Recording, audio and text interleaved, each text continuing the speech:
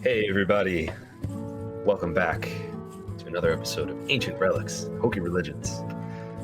It's your boy, Harbo Happy Cola. It's the real Josh T. That's an inside joke from somewhere. But yeah, we're really excited to be here again, and we have some fun stuff planned. We left off on a pretty crazy note last week, if you remember. But before we get into all that stuff, let's do some introductions. I, of course, am Josh from JNJtabletop. But, Michael, why don't you tell us something about yourself? I play Mac. Hopefully you know that by now. But just ready for another day of D&D, enjoying it, ready for this fight against the goblins. That was such a crazy cliffhanger last week. I know all week I've literally been looking forward to this and ready to go. So that's all I've got. What's your favorite color? Yellow. Yellow? Okay, perfect. Between yellow and purple, but I'd probably generally go yellow, which is why you'll notice I'll wear yellow shirts pretty regularly. Good to know. Good to know. You want to pass it off to someone else? I will pass it off to Evbo. Oh my god, I'm so embarrassed. Hello, my name is Evan, or Evbo. I stream on Twitch, occasionally doing music composition, video games, kind of whatever it is that I'm feeling at the time. But I'm playing Echo tonight on Ancient Relics and Hokey Religions, who's just the most wonderful, adorable little halfling monk. I'm really excited to see where tonight takes him and the rest of the party. But that's about all I got today. Nothing really special coming up. I'm gonna pass this off to Izzy. What you got? Hello, everyone. I'm Izzy. I play Melly. And I've been going crazy waiting for it to be Sunday night. This is like, everyone's like, oh man, it's Sunday night. Gotta go to work the next day. I'm like, it's Sunday night, it's D&D. So I hope everyone is just as excited for this game as I am. And that's all I really have. Jake, wrong way, this way. Yes, so yeah, as soon as you ended on that cliffhanger, Josh, I was like, okay, so we're playing like tomorrow, right? Like that was kind of where my head was at. But then I discovered the joy that is among us. And I know I'm late to every party. Like I'm the last person to know secrets. I'm the last, like I am that guy. That's why I make jokes about yeet and sus. But now actually I understand sus. Those in are a way. jokes. Yeah. Oh. Okay. Anyways, so I understand sus now in a way that I never knew was possible. Yeah, we threw Michael out an airlock immediately. And it was Yes. yeah, that was pretty fun. Jake is definitely kind of sus, I agree. But anyways, so yeah, I'm just stoked about playing today because like being obsessed with that, and then all of a sudden yesterday was like, we get to play D&D tomorrow. This is fantastic. So yeah, all the socials are going to be revolving on screen. The only thing I would say is if you're listening to this on podcast and you are interested in learning about Dungeons and Dragons and tabletop RPGs in general, go to youtube.com/JnJtabletop. And there's a command JnJ in chat. So yeah, on that point, I guess I'll yield the floor to Joshua.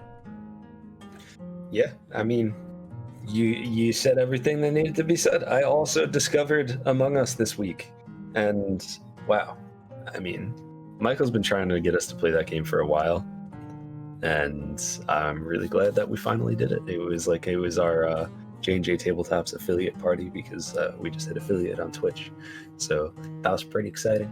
But yeah, no, it's been a fun week. It's been a busy week, and just excited to start doing the things. And without further ado, I'm gonna pass it off to Jake again, so he can give us today's lesson. Because we have a teaching game, and we like to give lessons. We do like to give lessons. So this week we're going to be talking about spells. Obviously we've been trying to do some beginner topics, get everybody that might not be familiar with D&D to be able to learn some of the basics there. And this might be a 2 or 3 week lesson. So the very first thing we're going to do is we're going to just talk about how to read a spell. And I'm actually going to put a link in chat for anybody that is interested. This link should work. It's in the basic rules. It's mage armor. And I'm just going to go over it. If you listen on podcasts or you're on mobile, whatever, that's fine. I'm still going to... You'll still learn if you want. So, the very first thing that's listed here is the spell's level. Now, as far as levels of spells, there's 1 through 9. The higher the level, the more powerful, in theory, the spell is. And if it doesn't have that and it says cantrip, that means you can just do it as often as you want to. If it has a level number there, like for example, mage armor has level 1, that means in order to use this, you need to use a level 1 spell slot or higher. You can use a higher spell slot to cast it if you need to. The next thing there is the casting time. And it just says 1 action. That means like when you're playing combat, you have an action to move, bonus action. In order to do this, it takes your action. Pretty straightforward there. Range and area. So some spells will have a listed range, like say 30 feet or 60 feet. 60 feet is very common. But this one is touch. So in order to do this spell, you have to be able to physically touch someone. I think the most common use of this spell is usually yourself, but I guess you could use it on someone else if you wanted. And that's pretty much it. Components. There are 3 types of components to a spell. There's a speaking component, that's V, and that stands for verbal. There's the somatic component, that's the S, and that usually means some kind of gesture. And usually, if I make a joke, my friends give me a gesture, but they usually tell me I'm number 1. Anyways, so there's that. Anyways, that just means you have to have access to your hands. Like, so if, say your character is bound, say like you got captured or something like that, if you're trying to cast a spell that has S there, it's not going to work. The other thing is M for material. If there's a material component to the spell. Now this link says here, in order to cast mage armor, you need a piece of cured leather. It's just, really it's flavoring. If there's, sometimes you'll see a material might actually have like a monetary value, like it might say gold piece value, which means often those things are consumed. So like some of the more powerful spells will have like a goblet that's, 1,000 gold pieces and it's consumed to cast the spell. So it kind of adds a little bit more, a little depth as to the difficulty for some of these things. There's the duration of the spell. It's how long it lasts. So mage armor, if you cast this on yourself, it's going to last for 8 hours, or whoever you cast it on. Usually that's instant, like if you do like an attack spell or whatever, but whatever it's listed there, that's how long it is. There's the school of magic that it comes from. There are officially 8 schools of magic. They all mean something else. It's not that relevant to this lesson, but that's just what that means. Attack or saving throw. This is basically just going to let you know if it's an attack roll you have to roll, or if, say, it says a save, that means it'll tell you the type of save, like a wisdom saving throw, dexterity saving throw, something like that. And then the damage or effect, it just says this is a buff spell. And what mage armor does, there's the description. It says you touch a willing creature who isn't wearing armor, and a protective magical force surrounds them until the spell ends. The target's base AC, instead of being 10 plus their dexterity modifier, is a 13 plus their dexterity modifier, so it makes them harder to hit. And then a spell ends if the target dons armor, puts it on, or if you dismiss the spell.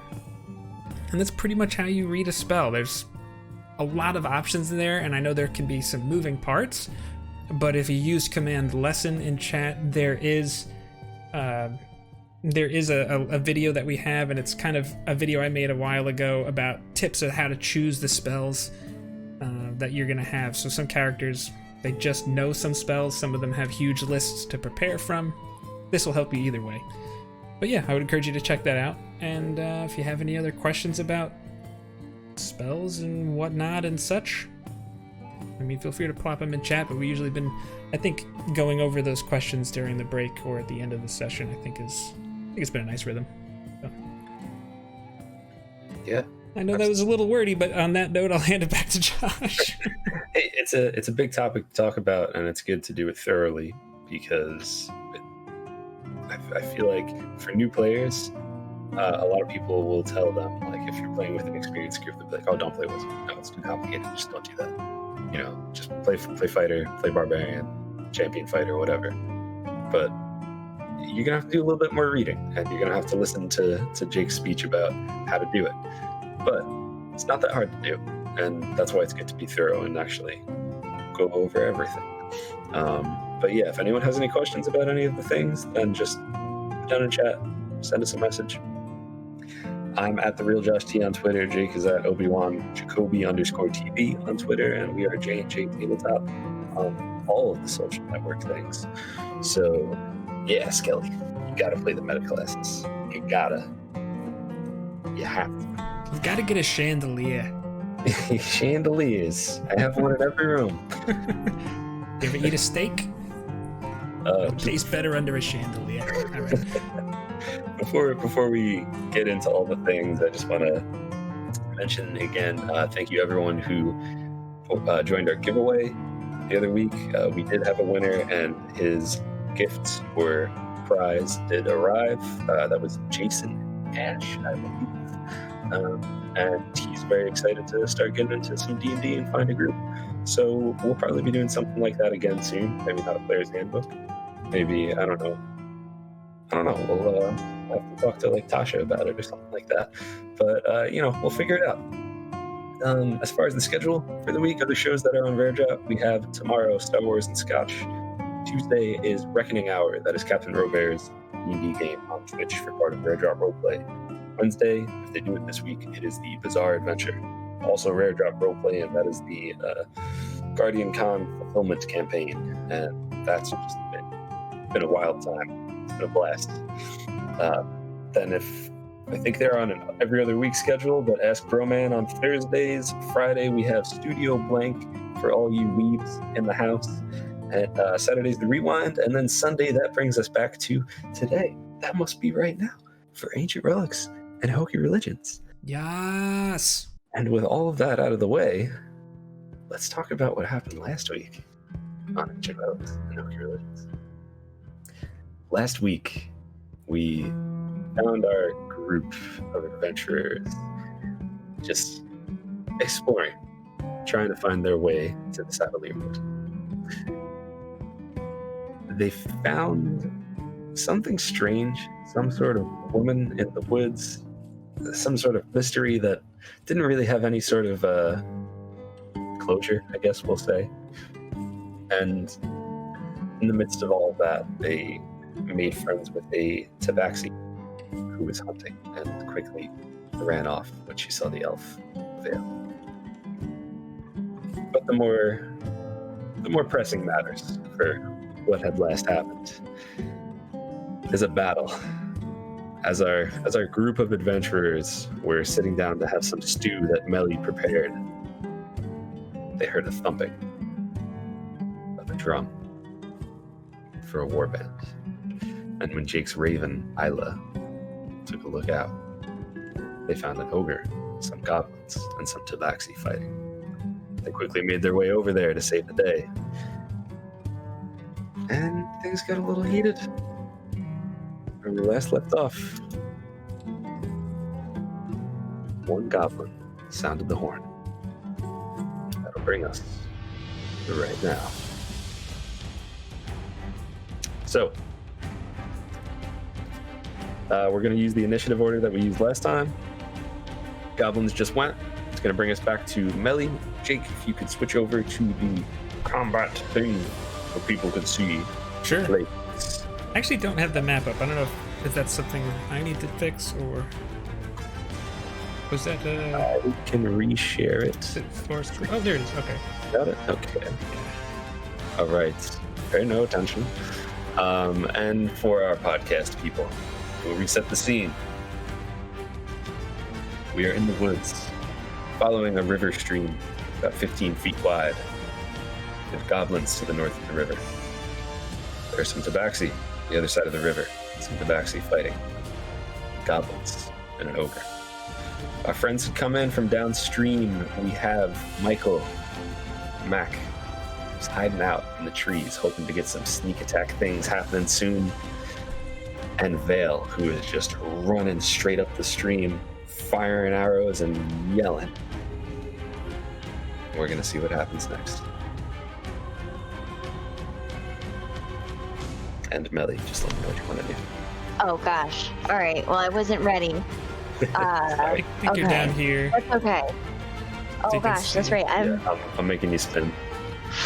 so far away. What do you want to do? All right. I'm gonna. This is the start of my turn. There's so many things to do. All right. First, I'm gonna move. I want to move. 5, 10, 15, 20. Is that like rough terrain, right in between these two? Here. In between. Okay. That one and that one. Nah, you can do it. Okay, I think that's my full movement. Let me just look at my thing. And I believe everyone is aided. Just a reminder. One more. 30. Okay. And I guess I'm just gonna go ahead and shoot. That's a big old ogre with some sacred flame. So All he's right. gotta make a dex save. Okay. Well, you might not know this, but ogres are very not dexterous. So let's see what happens.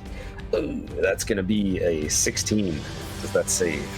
Oh, it does save. That makes me so sad. Feel like you lied to us. I was All fully right. expecting a 1. I don't know what happened, guys. That's all that I can't because not close to do. Can't. Yep. That's it. I'm short circuiting. Sorry. That was like the opposite of how I wanted the start of tonight to go. Oh, Passing it's the fine. baton.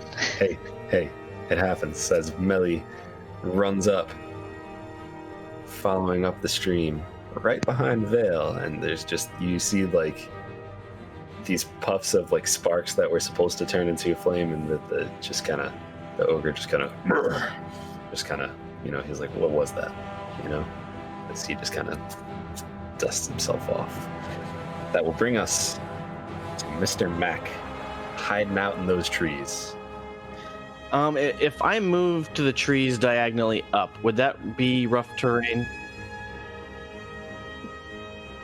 I think last week we said no, but I am gonna say it is difficult terrain. What does that mean again? Because it's... Michael, you want to tell us what difficult terrain is?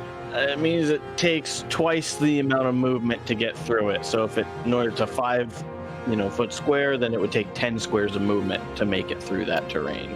Mm-hmm. Yeah, you got it. So instead of going diagonally, then I'm gonna come one over here. Then I'm gonna kind of slip up through the trees here. So 5, 15, 20, and I'm going to try to attack this gentleman right here. Do you think? Is he surprised? I will say yes, he is surprised. He's And surprised. you would have advantage on this attack because you were hidden. Okay.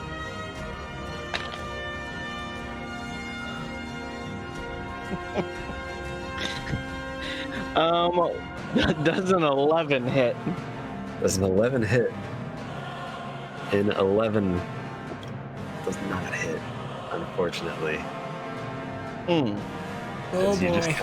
you just kind of get caught on the bushes as you're trying to come up to this goblin and slice his throat and just kind of make some noise, and the goblin turns around and just like, "Argh," and just kind of moves out of the way. Can I use my bonus attack or my bonus action to attack with my dagger? What did you attack with just now? Your rapier? My rapier, correct. You cannot. It has to be a light weapon for you to use. The rapier is it's a finesse. I'm not sure if it's a light finesse or if those are two different things. Is that incorrect, Mr. Jacoby? No, Call I me out actually on think it. I think you are. I just keep thinking the rapier is light. It's finesse, but I don't think it's light. I think you're correct, Josh. It should be light because it's a freaking rapier, but if we're going based on rules as written, Well, it is not. I think you are right. Sorry about that. If I told you beforehand that you would be able to do that, I don't remember. No, I've never mentioned using a second, two-handed weapon, like two-weapon fighting or anything of that nature. Mm-hmm. Since he's surprised, he should not be able to take a reaction on me, correct? Yeah, we'll say yeah. Okay, so then I want to take a step back to this tree right here. Mm-hmm. I want to use my bonus action to hide and try to hide behind the tree. All right, why don't you roll me a stealth check? It's not going to be easy because you were just there and just went like one tree back. But if you roll well, A 10. all right. You feel like you might have made some rustling in the bushes when you hopped back there. But we'll see. We'll see what happens. I feel like I know where the dice is headed today. Rough. When I roll a 3 and a 6 on my advantage throw, I knew it was going to be a rough night. Sorry, guys. If that is all of Mac's turn, that's going to bring us to Echo. Okay. I was tossing up having Echo do something as like a free action, but I don't think he'll do it just because of the role that he's kind of running through. I was thinking about having him kind of shout out to one of the tabaxi and just kind of like try to indicate, yeah, let's get them together or something like that. But I think he's not going to bother, given how quick he kind of ran up and attacked that first goblin. So that being said, Echo's gonna head up northwest here and just jab at this first goblin that's right next to him. Do your thing.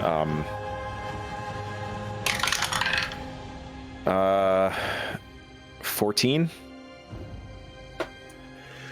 14 does not hit. Really? Wow. Okay. It does not hit unless I'm looking at the wrong stat. No, 14 does not hit. Okay. I mean, they're tiny. It makes sense. Okay. I think then... All right, so here's a question. So we established that if I spend a key point to use my flurry of blows, I have to do so before I do my bonus action attack, which is fine. But do I have to do those two attacks to the same target? Because rules as written, it's just two unarmed attacks as a bonus action. Okay, so I can... You could split it up however you like to split it up. Okay. That's how it works for like most things. Like when you get extra attack, you're able to split it up. So for this ability, I say, hell yeah, split it up if you want to. All right, I think... How do I want to do this?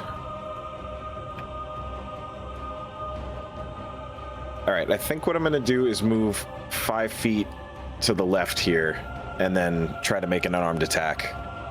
I'll spend a key point and do two attacks as my bonus action.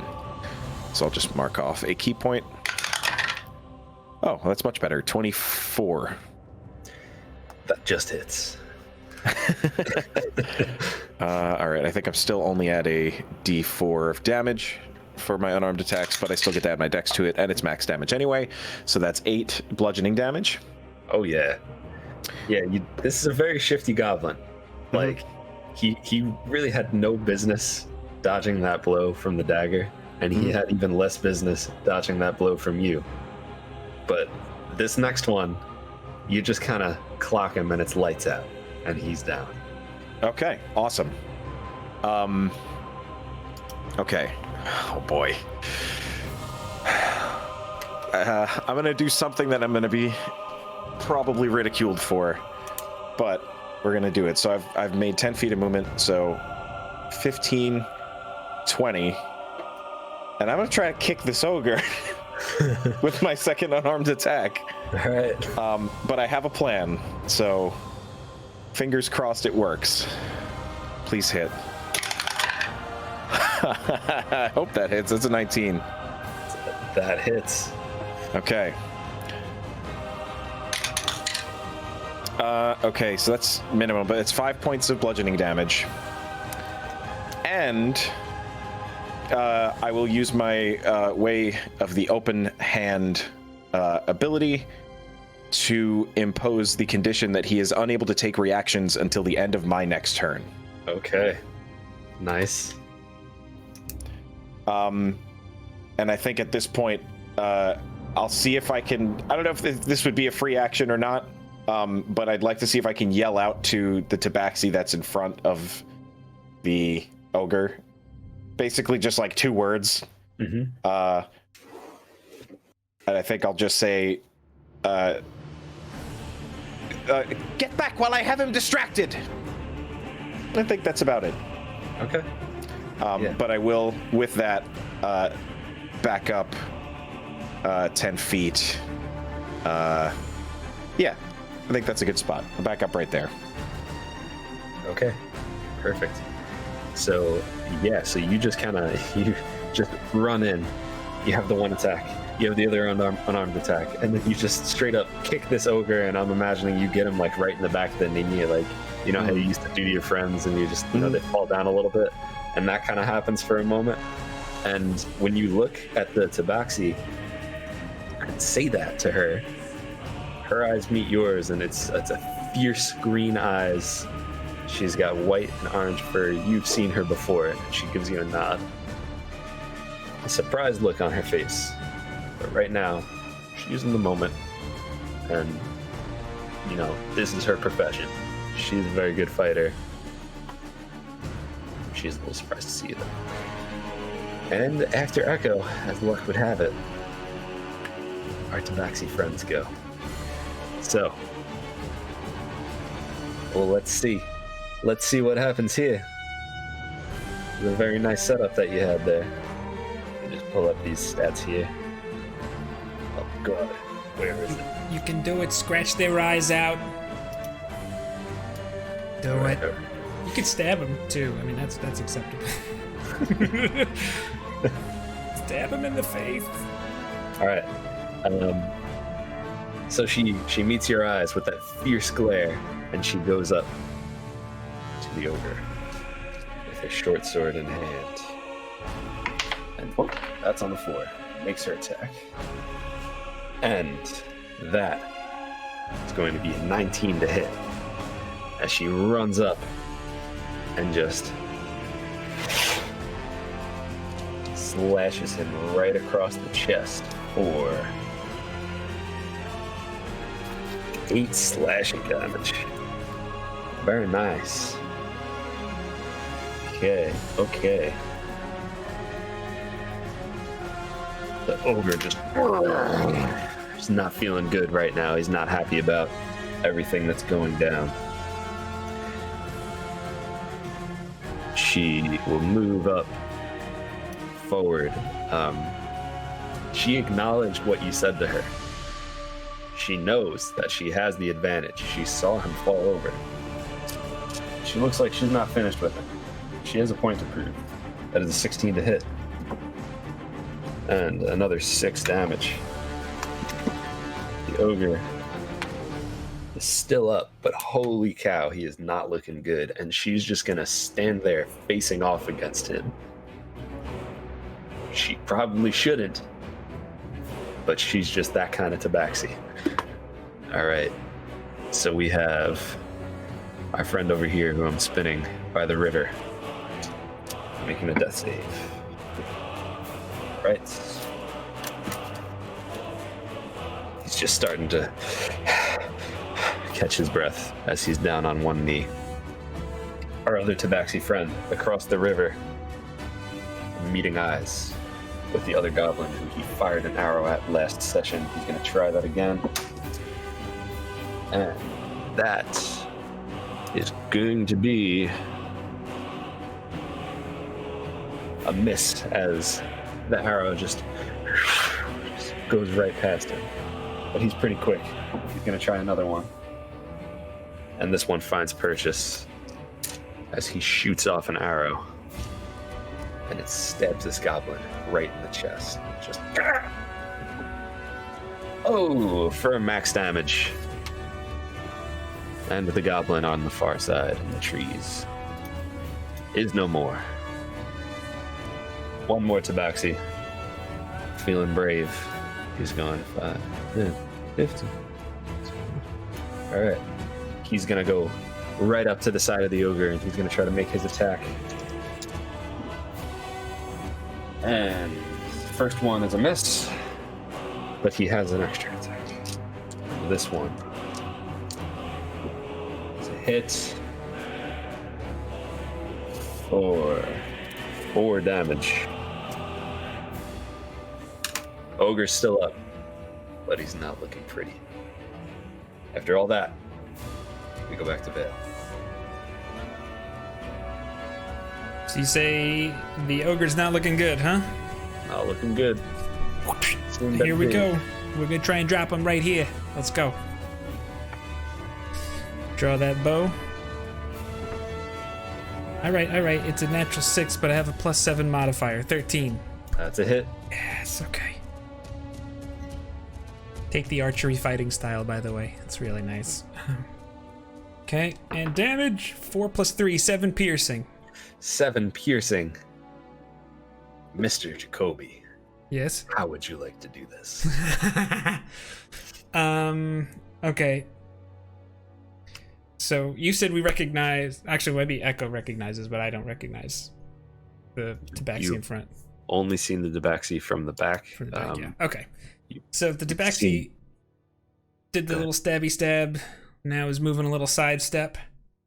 I like to think the ogre's getting ready to try and take the club and take a nice mighty swing. And just as he does that, his neck is exposed, and then right there, right Yeah. underneath the, and then just Yes. kind of like as Yep. his back swing was happening, just like that. The momentum he couldn't. Yep. Absolutely. He's got that club over his head and just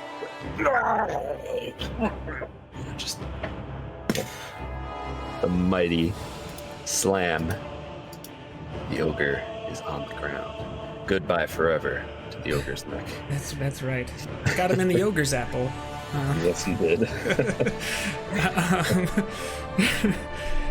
All right. So now I have my move and my bonus if I need it. I actually skipped the ogre's turn. Oops. Well, how do you want to handle that?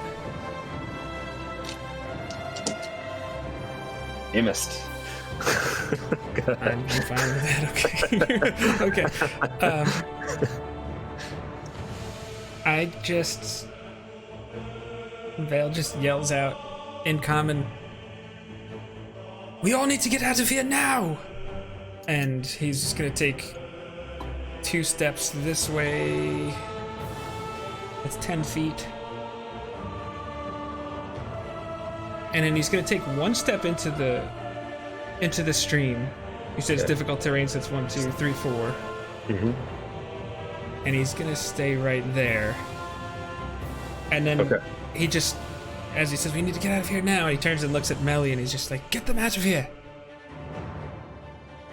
And I think that's it for him. Okay. All right. That will bring us to the goblins. As the sound of the horn finishes, we see goblins emerging. Let's see. 5'10". All right. And we'll just put them all out there.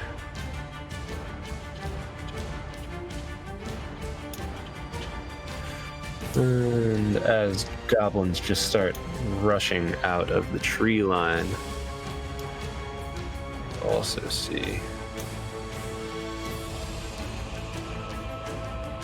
Oh boy. I know what that is. see, yes you do. What do we have for movement speed? 30 feet there. Probably 6. Okay. All right. We got a lot of enemies on the battlefields. All right. this is where everyone is for now, as you just see goblins rushing out of the trees. And they're gonna start trying to make some attacks. Let's see. 10. They're right here, gonna come out. Try to attack our friend Echo here. Let's see what happens. Echo, that is a 19 to hit.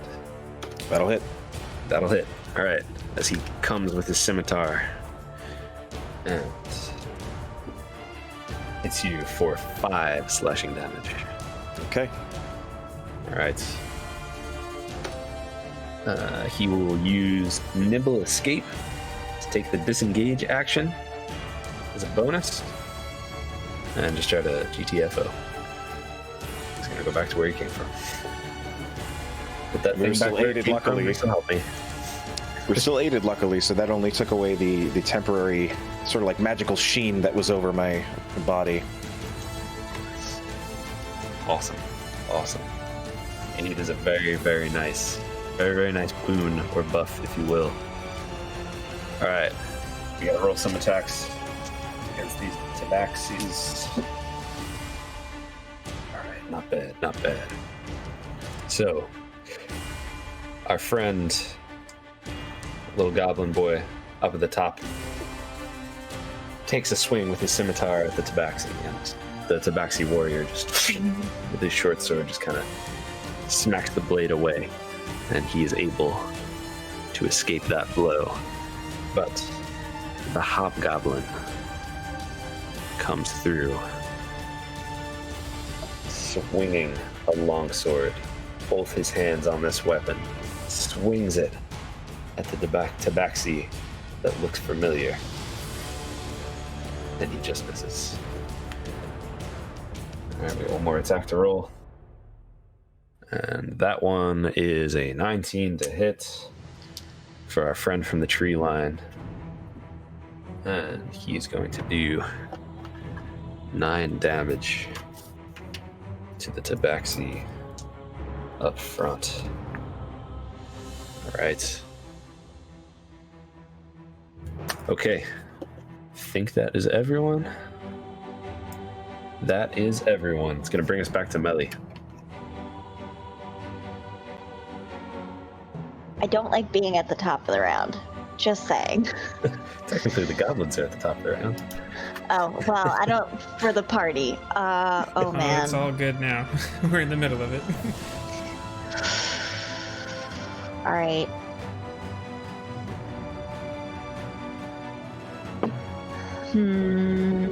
What do I want to do? I had an idea of what I wanted to do, but now I'm not sure. All right. I am going to use my last 2 sorcery points to use Twin. And I'm going to go ahead and cast Healing Word. And I'm going to hit Echo and that tabaxi that just got hit. Nice. All right. Twin spell. What is the range of Oh shoot, I'm probably not close enough yet. Sorry. No, you might be. I'm just not sure what the range is of it. It's only 30 feet, so I need to get... So you do need to move a little bit closer, but all right. if you move up, if you move like north of that river, then I think you'll be close enough to hit both of them. 30. So like there? Yeah. Okay. All right. So then, yeah, that's where I'm moving to. Okay. Okay. So to Echo, that's 6 points of healing. Nice. And to the tabaxi, also 6 points. Okay. Yeah. And What does it look like when you're doing this to them? Like, do you have a hand motion? Is it just a word? Is there a color, a shimmer, anything? yeah, so it kind of looked like she's just gonna like reach out her hands towards them, like obviously in different directions, and instead of it being like kind of like a bolt with the sacred flame. It's like very soft, glowing light that heads toward them with like bubbles. Nice. I love it. Yeah, I'm imagining like what is that?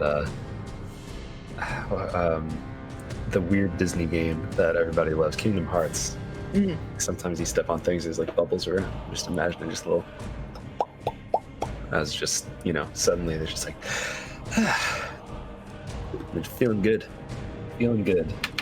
At Tabaxi, there's like a relieved look on his face where he thought he might be in trouble, but he's still a confident warrior and he was going to do his thing anyway. Now he is feeling very confident. So that was your movement and your bonus action. You still have an action. Yeah. How difficult would it be? Oh, see, I don't. Oh, that's it. That's my whole thing. Okay. Sure. All right. So that will bring us to Mr. Mac. All right. So I'm just gonna run out here and move along here, come up past these rocks, past the ogre's dead body, and I am going to flank this hobgoblin. All right. And I'm gonna try to attack him. Yeah. Roll with advantage, sir. That is only a 15. Only a 15? That just misses. Sorry. It's all right. You rolled with advantage? I rolled with advantage. Okay. All right. And I am going to disengage with my bonus action. And then I am just going to move right here. All right.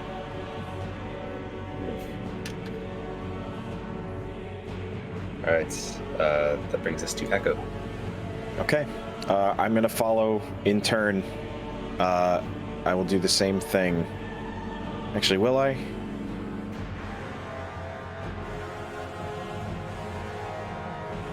I think...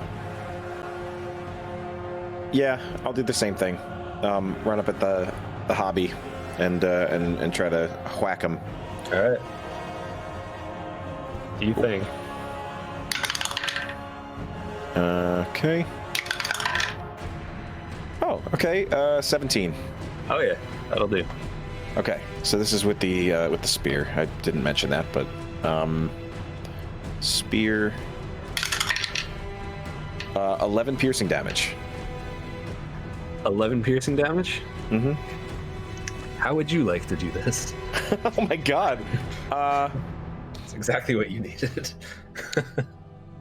I'm thinking this time it's with the back end of the spear. He just flips it around and just cracks him right across the face. Just simple as that. Just runs up, spins it around the top of his head, and just crack right across the skull.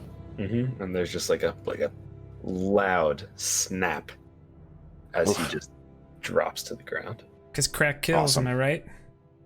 Boo. Ooh. But then I'll run up to this fella here and follow up with a bonus action. Yeah, I'll man, do I spend the key point? I won't spend the key point. I'll just do a bonus action, a single bonus action unarmed attack. But I'm assuming I would still have advantage for flanking on this. Yes, you would have advantage for flanking. Okay, so there's a tabaxi opposite for those listening at home. A 23 to hit. A 23 to hit? Yeah. Yeah, that'll hit. Max damage, 8 bludgeoning damage. Yep, yeah. Another one. You got him. All right, beautiful. Just bash him right in the skull. Yeah. This one also just drops down to the ground like, ah! He's Beautiful. down. All right, and I think he'll just kind of slide the 5 more feet to like right the spot where he was standing. I'm gonna say that was some sort of jumping attack, and then he just kind of lands on the ground and slides that couple feet. I think that's it. Okay. All right, awesome. Okay, that brings us to the tabaxi. And we will have homegirl over here. She gives you, if you take the time to look at her, she gives you another nod, like a damn, like you just came in and just wrecked some of the bigger combatants here, making life a little easier. And then, as soon as that respect leaves her eyes, it's that fierce look again, and she's going to take out her longbow and try to hit the goblin that had just snuck by from around the tree and attacked you last round. And that is a 17 to hit, which will absolutely hit. And 3 damage. As the goblin just... But she's ready for the follow-up. And that's another 17 to hit. See if she can do it. That is 6. A little bit more than what she needed, as the goblin just well, I don't know why I gave him an ogre voice, like, he just flies back as this one hits him in the shoulder, and he does a little spin and falls dead on the ground. She will take 2 steps forward, 1 step left. She prepares for the rest to come at them. Our friend who was hurting is going to make another death save. Not so good. He was taking some breaths, like, and now he just kind of falls back down for a second. And he's not feeling very well. That's the guy I'm spinning right here. He's right off the coast of that river. We have another one across the shore, going to take an attack with his bow, and that is a miss, as just misses both of his arrows. Okay, and our last tabaxi friend, who Echo is standing right near, is going to move away to try to move forward and attack the goblin, but I don't know why there's a shadow around him now. That's weird. As he does that, the tree... Excuse me, neighbors. The tree itself, when he makes a step away, will just a root just out of the ground as this tree smacks him. And that will be... what is this? That is going to be 10 points of damage, and if Melly did not heal him, he would probably be dead. He stands here, completely shocked at what just happened, and now he will try to take his attacks against the tree instead. Oh, both of those are going to hit. Okay, let's do this. All right, 11, and what does he add? I'm never doing combats with this many people again. Okay, so that is going to be 15 points of piercing damage as it just kind of into the tree. The tree, as far as you can tell, it seems to still be there. All right, that was the last tabaxi. That brings us back to Vale. Okay. I think I would like to shoot at the goblin up at the top right. The guy just at the tree line? Yeah. Yeah, I think that's what I want to do. Try and keep the threats coming from one direction if I can, you know what I'm saying? Okay. Yeah, So here we're going to roll this d20. That's a natural 10. Plus 7 is a 17, which I'm guessing is That'll do. is That'll good. do. Okay. Trouble here is the amount of them, not necessarily hitting them. Also, rolling a 1 for damage isn't great, but plus 3 is 4 piercing. Okay, all right. Yeah, he's still up as it just kind of like... Yeah. Okay. Going to... So that was 4 total, right? I hit him for 4 total. 4, okay. Yeah, 4 piercing damage.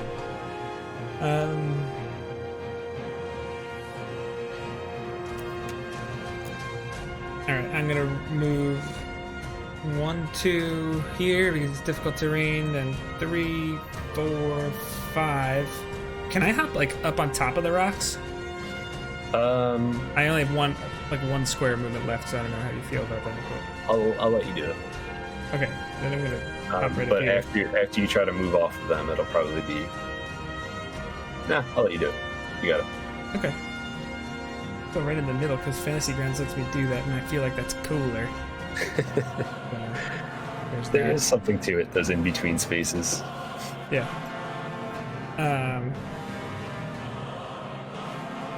Yeah, I think that's it for me.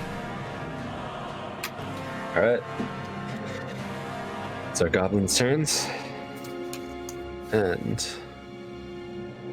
this guy will just take. We'll take a step out, and he's going to.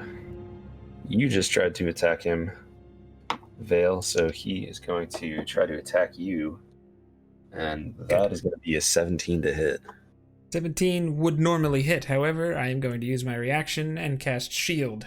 Okay. So, yeah, just like last time, the arrow is about to hit me. I like to think that I got up there and I was a little shaky for a moment, and so out comes the arrow. And because he's like, oh, I got him, and I'm just like, bang! And like this just pale bluish shimmer just kind of smacks in the. It just doesn't work. The arrow breaks or whatever. Nice.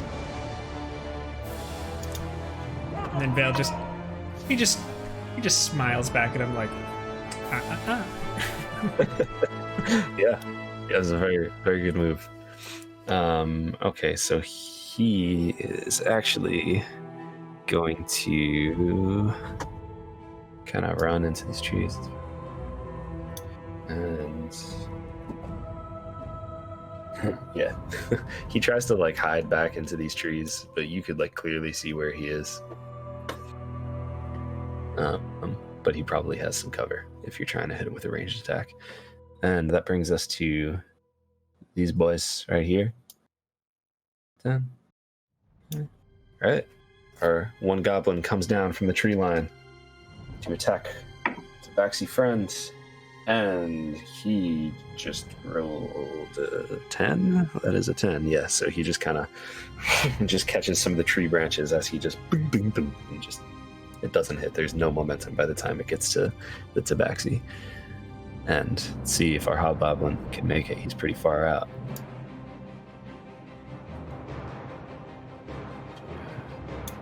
All right, that normally be his full movement. He will use his bow because he is too far away, and he is going to hit.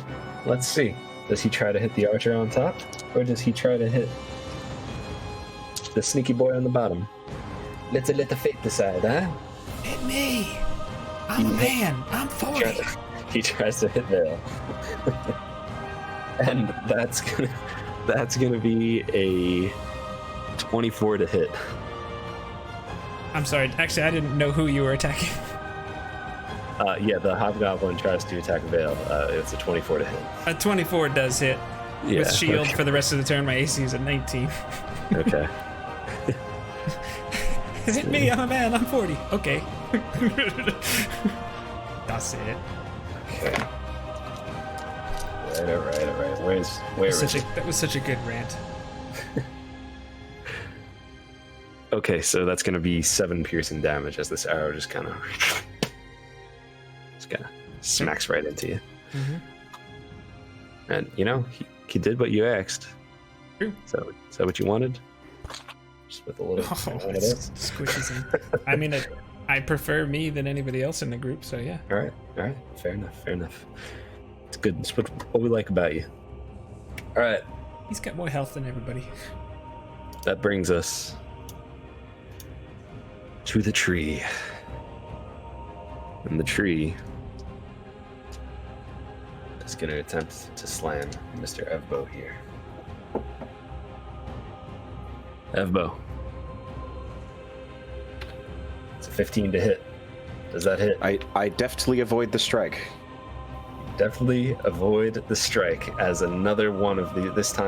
Last time it was a root that came up out of the ground. This time a branch just goes to slam you, and it just. Sorry if that was way too loud. Rip headphone users. It just slams into the ground next to you as you just move out of the way. And that brings us to Melly. All right. So, just for clarification, the tabaxi that is on like the upper side of the river, that's like right next to it, they're rolling death save throws. This guy that's spinning? Mm-hmm. Yes, he is rolling death saves. How many has he rolled? Just one? I don't know. Oh man. I don't know. Okay. Okay. 5, 10, 15, 20, 25, 30. Oh, that's as far as she can get. Okay.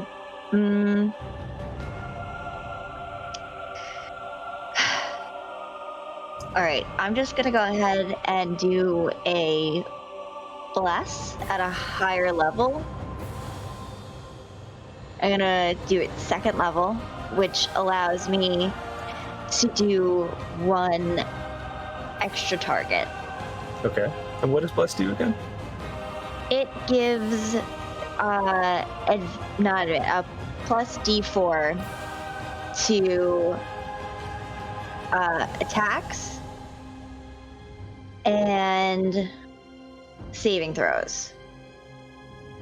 So Okay. I'm gonna go ahead and bless the tabaxi who's making death saves, All right. and then also my 3 traveling companions. Nice. All right. I accept this blessing. All right. So everybody is blessed. Izzy has blessed up. Great job. That's part of your movement and your action, I believe. Do you have anything else? That was my whole movement. Okay. Nope, I don't have anything. Wait, can I do that? Oh no, I can't because that's another spell. Can't do anything. I'm done. Thank you. Okay. All right. That's a great move. Yeah, I mean, you just give everybody a pretty nice boost. So that's gonna bring us back to Mac. What you got, Mac? All right. So I'm going to come up past these rocks, and I am going to come over here, and then I'm going to use my bonus action to dash, and I'm going to get on the other side of this old tree, Okay. and I'm going to try to attack it with my rapier. Okay. Do you think? Try, because I have not been very successful tonight. Advantage plus bless should help. Well, I actually would have got it without bless, I'm pretty sure, but that is a 27 to hit. Yeah, that'll hit. That'll hit. And why don't you roll sneak attack damage as well? Okay. So you had advantage. You were flanked. And poisons? Yes, I did poison my rapier. You did. And what kind of damage does that give there, DM? Why don't you? Or what does it do? So you can roll another d6.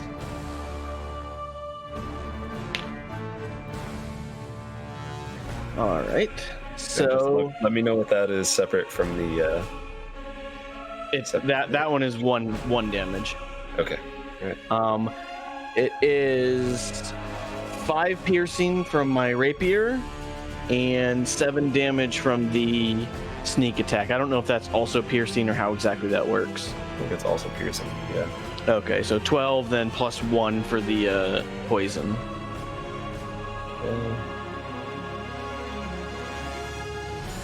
All right. Okay. Yeah. So as you stab it, with this with the rapier, you just boom, right into the side of the tree, and you feel like, I mean, you did a lot, but you feel like with a hit like that, it should have done a little bit more. And you know, there's just like a little sticky spot where you hit it.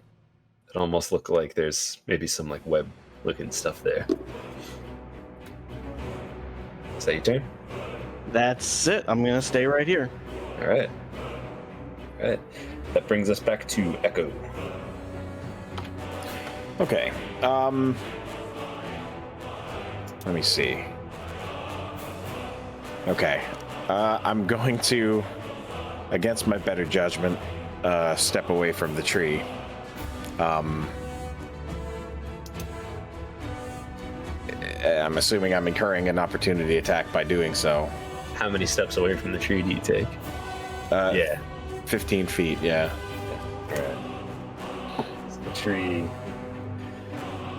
this time rolls a 20. Yeah, that'll do it. As a root just comes up and tries to like smack your legs as you're running away from it. And we'll see what those boys do. Okay, that is going to be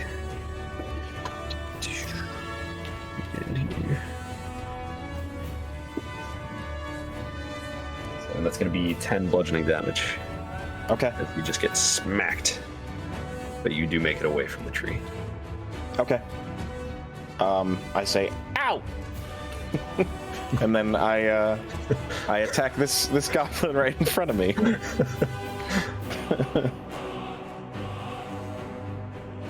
Let's see. 17 to hit. 17 hits. With the spear. Spear. Hit him with the spear. 8 piercing damage. Another one as Echo, the destroyer, just comes through and just, yep, that goblin is down. Could this one be like the Among Us animation where the guy's mouth just opens and it's like, just like stabs the guy in the face? Yuck. Okay, so so that's 5, 10, 15. I'm gonna move ahead to where he fell, and then slip between the trees here. Okay. And try to attack this fella, this hobby gobby, with an unarmed strike. But I'm going to spend my last key point to do 2 attacks as my flurry of blows. Bonus action. Do your thing. Okay, I will. Oh, baby. 23 to hit. Oh, yeah, that'll hit. Okay. I will also... gosh, what's the move? Have him make a dexterity saving throw. And this does 6 bludgeoning damage. Okay, and he got a natural 18 on his dex save. Okay, so he passes. That's fine. I'm going to follow up with my second unarmed strike. Okay. 18 to hit. That's another hit. Beautiful.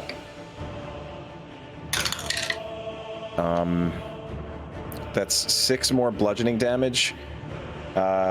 And I'm going to impose... Well, let me just tell you that 6 more bludgeoning damage is exactly what you needed. Okay, then nothing else happens. He can't take reactions anyway. Yeah, as he just kind of drops down to the ground. And that's your whole turn, Echo? Yeah, that's it. All right. Okay, so that's going to bring us back to the tabaxi. And this guy's going to make his save. And... We've all been blessed this whole time, as is the death save person. I forgot about that. Yes. Well, I think all your attacks hit that turn anyway. So. Yeah, that's true. They would have more hit. That's not a thing. All right. So he rolled an 8 on his death save. We have a D4. This is the last one. Let's see what happens. That's a 3. As he just kind of, and he's knocked out, but he's alive. Thanks to you, that bless. We did that one the hard way. All right, so this guy right here, he's gonna move up, realizing that his attack with the longbow did not do as much damage as he hoped, and he's gonna try to hit this boy with his sword. And the first one is a miss, but the second one, is a natural 20. So Yes! we're gonna do our thing and double those dice. And it's still only gonna be about 9 damage. But hey, it was a crit as he just kind of recovers from getting smacked from running away from that tree, and like, well, why is that tree attacking him to begin with? Totally unexpected. Walks up to it, slices it as just a big like gash opens up in the tree, and you see just like sap, sticky sap start to fall out of it and bark smack on the ground. Right. Okay, and who else do we have here? Homeboy right here on the other side of that river is going to try to make an attack against the goblin. The goblin's going to have some cover though, and just more misses as he just yeets some arrows away, and they just smack into the trees. How's that for you, warrior?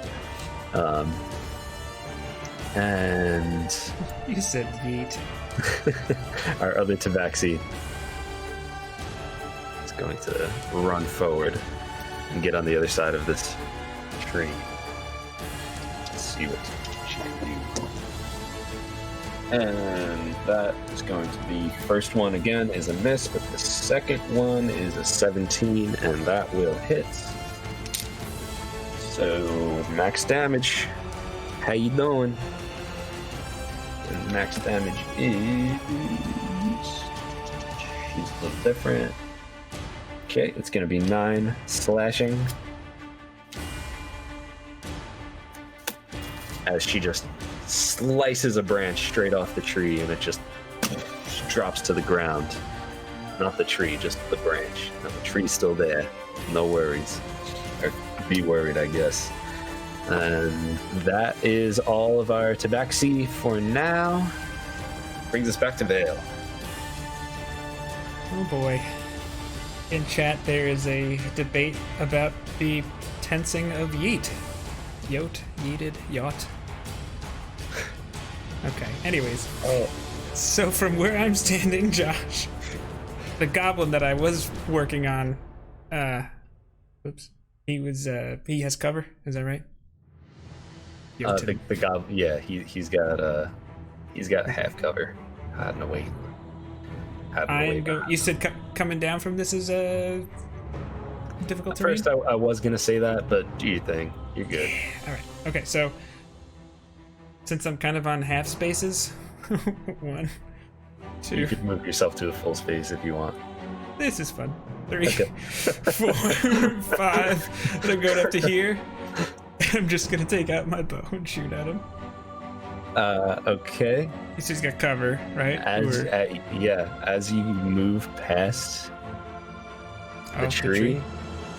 Did the tree already use its reaction? It did already use its reaction, so you're safe this time. Nice. Okay. Well, I'm gonna attack him then. The goblin, that is. Yep. Natural 19, so +7 definitely works. Yeah, that'll go. Just for fun. I am also blessed, so that's an extra 2. So damage, another minimum, but that makes 4 piercing damage on the goblin. You got him. Okay. Yeah, so just I shoot him right in the back. I imagine he's probably trying to get out of the way and just. Yeah. Yep. He's trying to kind of like, just back up against the tree, and you just kind of just like pin him there. Okay. And I see no reason to.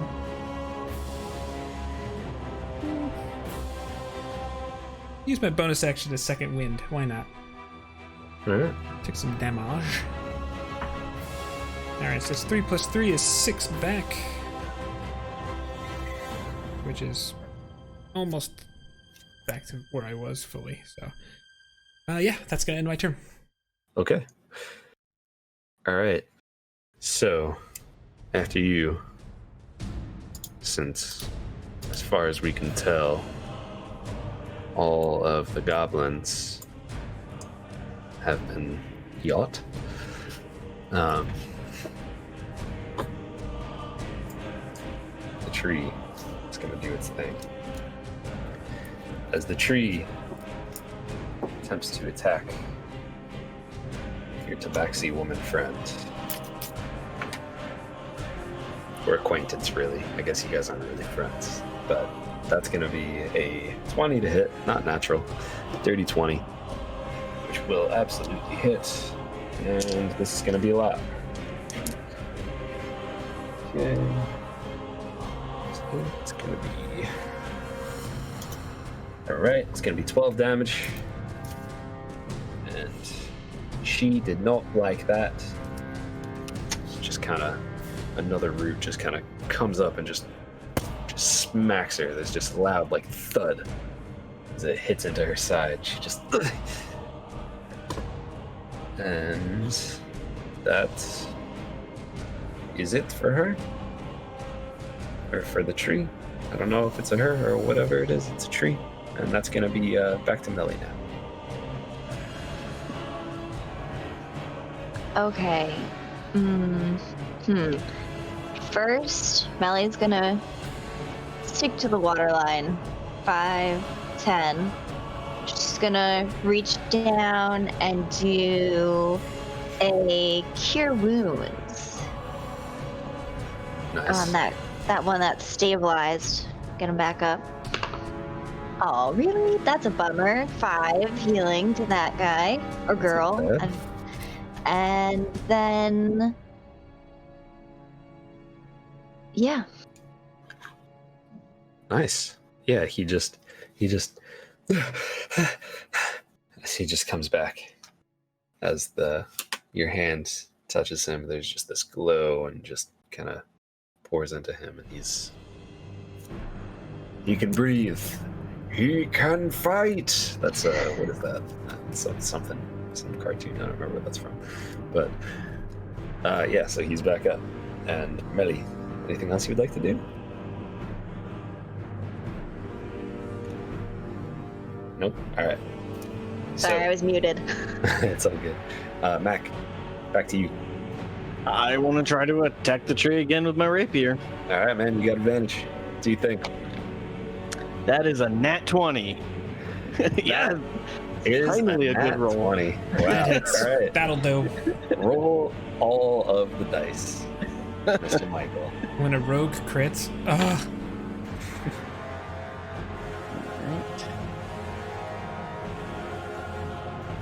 So, just so you know, you double all of the dice. So double the poison damage die, which was a d6. Double the weapon damage, and double your sneak attack rolls. So, Yahtzee. So that's 30 piercing damage and 7 poison damage. Yeah. Mac, how would you like to do this? What does it look like as you just destroy this tree? Yes. I just try to drive my rapier directly in the same spot that I hit it before, just to kind of literally push it straight all the way through, and to where kind of the sap just bursts out the other side and just kind of sprays all over the tabaxi that's Okay. sitting there. Oh, And then man. I just kind Then I kind of want to like just pull it out and then just kind of like roll backwards just a little bit, so that way if it falls, it doesn't fall right on me, just in case anything, comes down. I don't know if they do fall or not, but I'm not taking the chance. Sure. Yeah, you do that, and it's kind of crazy because this tree's like a thick boy, but you just stick that rapier right through, and exactly like you said, there's just this nasty sap that just splashes on the orange and white tabaxi, and she just kind of glares at you. You kind of see it through the tree, and as you do that, it seems like the poison kind of takes the tree as well, and it just the life just gets sucked out of it. If you've ever played Ocarina of Time, when the Great Deku Tree is like not doing so hot and just kind of it goes from this like this deep brown and green and colors of the leaves to just the leaves just start to they start to lose their it's like winter, the leaves fall, the tree's just dead, and that's it. It's done. You did it. And at that moment, with all of our combatants that we've seen so far dead, all the enemy ones, we're gonna take a quick break because your DM here had a cup of coffee when we started. I've had to pee for about an hour. That'll do.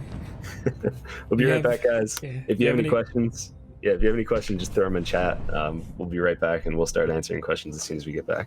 And what we got? So if a session 0 is along the lines of here's what to expect from the campaign, but I've already given my players basically a pamphlet to the same effect, and some of them are already making characters, is a session 0 still good to have?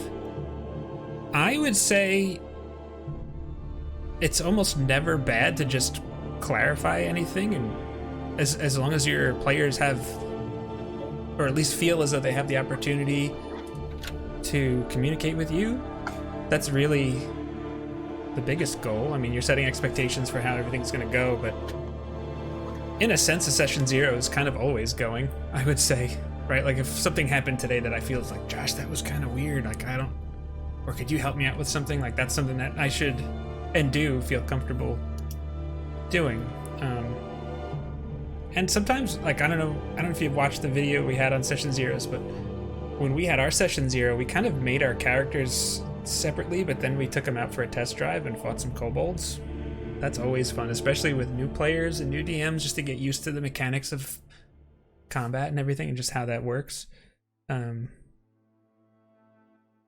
So yeah, I mean, I think it's still good, but you can also just, with group messaging and stuff like that, there's a lot of forms session 0 can take. I don't know if anyone else has something to add. Yeah, I would say, you asked if it's still good to have it. I will say it's never bad to have a session 0. Even if you've done all the things, it's always going to be good to have. Doesn't mean you have to do it. I mean, if you've given them a pamphlet, if they already know what to expect, if they've had the opportunity to tell you about any concerns they had, then you've effectively done the job of a session 0. But to still get together and have everybody talk and whatnot, that's still good to have. Not necessarily necessary, but it's definitely going to be good. Yeah, you could even just have it to start or just offer it in the beginning, and then if, say that takes a half an hour and everybody's selected, Josh is just pouring it in there, really pouring it on. You could start the session there, the game right there, however works best for you. And then Naya says, I mostly listen to the Spotify podcasts because I can't stay here for the whole thing. Can someone explain to me those little tokens on the map? Absolutely, let's go back to that scene. So each of these tokens represent, I'll zoom in so you get a little better view, represents a player. So some maps and things are bigger than others, but like I even put different colors around them. Like you remember, actually, Michael said his favorite color was yellow today, which is why his token is outlined in yellow. Vale has a green, kind of blends in with the background here. Melly has orange. I believe Echo is blue. I'm not mistaken. Yeah, it's kind of small. Anyways, and these are the tabaxi. It's just so we know how to reference things in combat. Each square represents 5 feet. Most rule sets, or in D&D 5e, like diagonals aren't just one square of movement, but we just kind of make it easy. That's kind of a house rule, really. Just because, wait, this every other one counts as 2. I don't know. Whatever. Like that's usually how we run our combats. And that kind of goes to another video that we did too on theater of the mind versus like maps. Yeah. So that's exactly what Jake said. Like the reason for the tokens and for like all that on the screen is because we're using a battle map. If we were playing at a home game, it might be what the hell are they called? Miniatures. Figures, yeah, and miniatures. yeah, miniatures and like some sort of terrain, or sometimes people use like graph paper and stuff like that, and it's just like a direct visualization of like what's happening. And you don't always have to do it like that. Sometimes we do theater of the mind, which is just explaining everything that is happening, like, and it's all going on just in our collective imaginations and not on any sort of like piece of paper or grid. But there's a lot of things going on. Sometimes it's easier to use a map like this. Another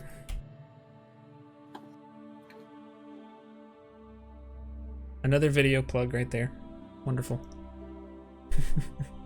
Yeah, I'll link that before we get. No, I don't want to. If you want to take over, I'll drop a link. Okay. All right.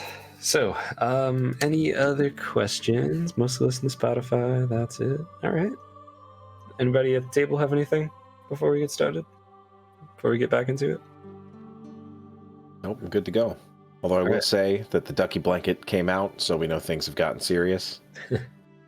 Is that not a yellow Among Us blanket? Oh my gosh.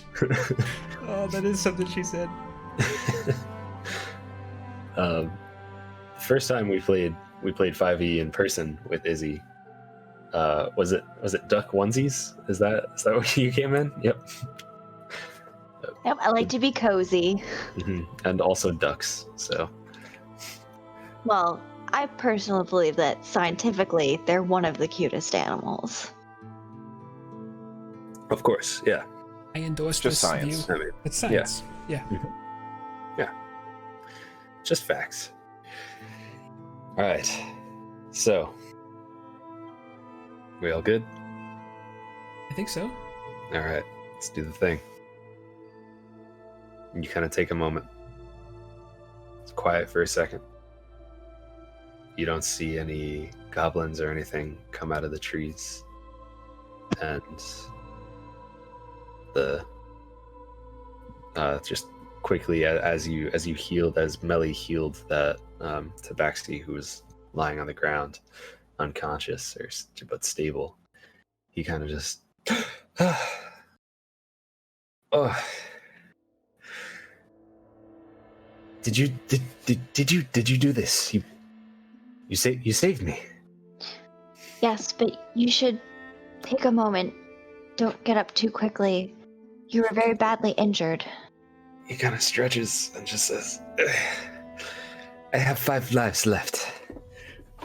And we'll start to just stretch and just kind of gather himself to get back up. Melly will offer her hand to help him up if he'll take it. He'll take it, yeah. Gladly. You all fought very bravely.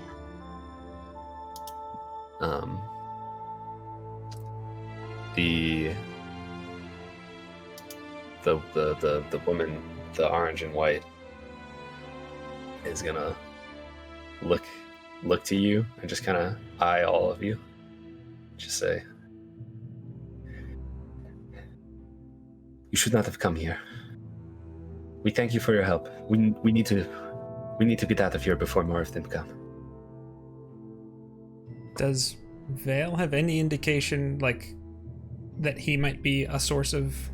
I mean, I'm guessing it's an obvious yes, but like, does he get the feeling that she's saying this specifically because of him? roll an insight check. Okay. A 5.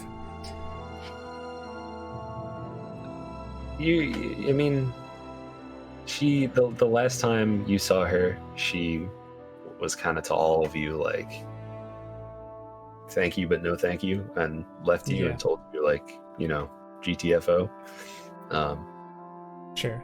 So you think of that, but yeah, Vale definitely just puts his bow, and he's just very much trying to not do any sudden movements or anything like that. He tries to fade in the back a little bit. That's it. Okay.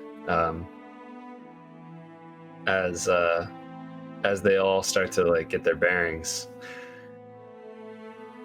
one of the Tabaxi warrior who was just on the other side of the river says, "What is he doing with you? Are you friends of his?" He's a part of our party and a part of our group, so yes, we are friends of his, and he's a friend of ours. You're lucky we don't strike him down now. To be perfectly frank, as Echo steps out from behind sort of the tree that he ended up. To be perfectly frank, you're lucky that he and the rest of us showed up when we did. We don't expect anything in return, except for perhaps the smallest bit of respect.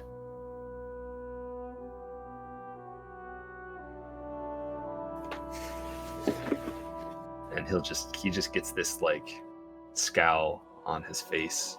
So he kind of just moves his eyes back before both of you, and his tail just sways back and forth.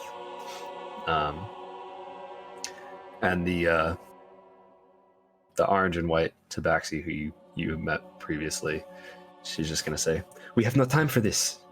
We need to go now. There are more of them. There are no doubt more of them. They're probably trying to regroup. We can do this another time. We need to go." Please, lead the way. And you see that the other one below the river who just kind of called Vale out, he has this look of like anger in his eyes, but he defers to the other one and he follows her lead. So you guys, you're gonna follow them? Is that?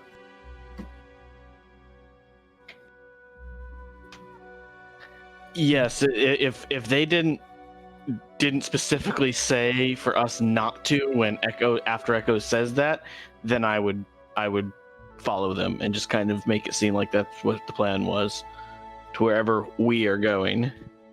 Yeah, Okay. Vale is gonna just very much fade into the background. He's not making decisions, he's not talking, he's just very passive in his body language, everything. And I would also kind of follow the one that they met before, and kind of just like make it that's who at least I'm, following after and following the direction and lead of. Okay. All right. Yeah. So they just kind of keep following that river and just moving up deeper into the woods.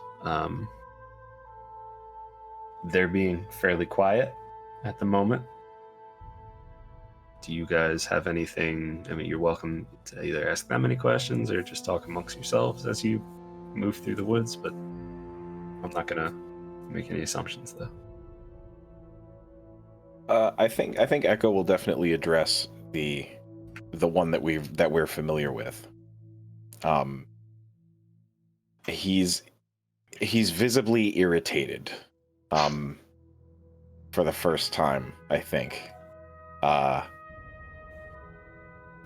I think he understands. Like I think he's kind of getting a vibe from them, like just how they tend to like they probably would walk in complete silence regardless this entire trip, or if we were here or not. I mean, do you want me to roll something for that to see if that's something that Echo would pick up.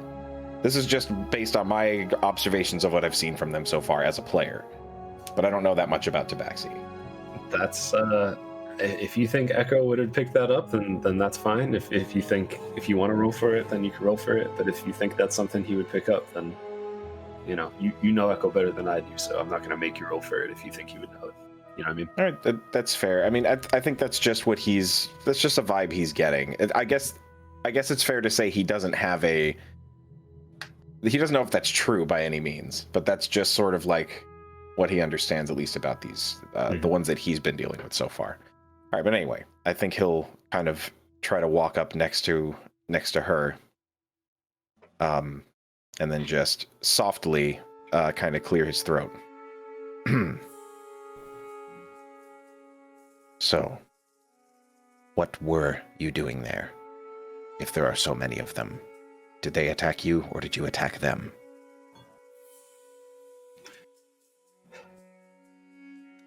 We were a hunting party.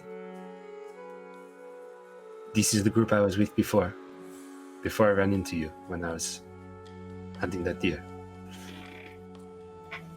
I see. Came across some of the goblins, and they just attacked. They did not ask questions, they just attacked. I see. I'm sorry. But again, I'm glad that we heard their war drums from where we were. And, well, while I apologize for my current attitude, I appreciate you not telling them to kill our friend here.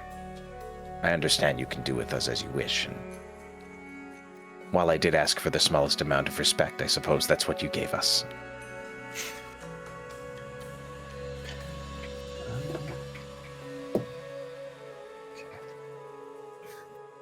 She's just going to say, "It is okay.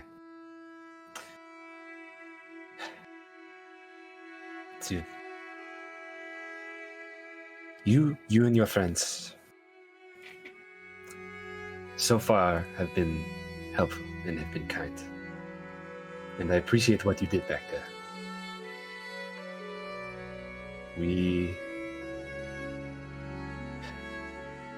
Historically, my people did not get along very well with elves because of what they did to us.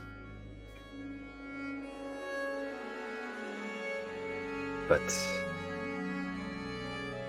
for now, we will bring you to safety. We'll bring you back with us, and we'll figure out what to do from there." Well, we appreciate the safe passage and your assistance, and we were more than happy to help. She just kind of nods, and she'll also say, "And by the way, I could have taken them out myself back there.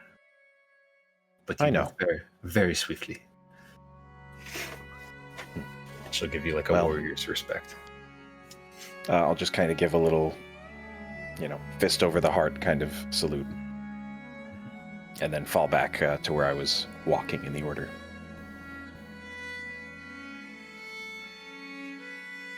Dale actually would, as soon as Echo comes back to the group, just make his way up next to him and just give him a single hand on his shoulder, and just has a warm smile. That's I think he'll just pat the hand and continue walking. Sure. All right. Anybody else want to ask any questions or have any moments before we? What direction are we heading approximately? You are heading you were following the river, which was going north. Now you're heading a little bit west, but still probably a little northwest. And for approximately how long are we marching along, or what? I mean, I guess we haven't arrived quite where we've gotten yet, but it's going to be right around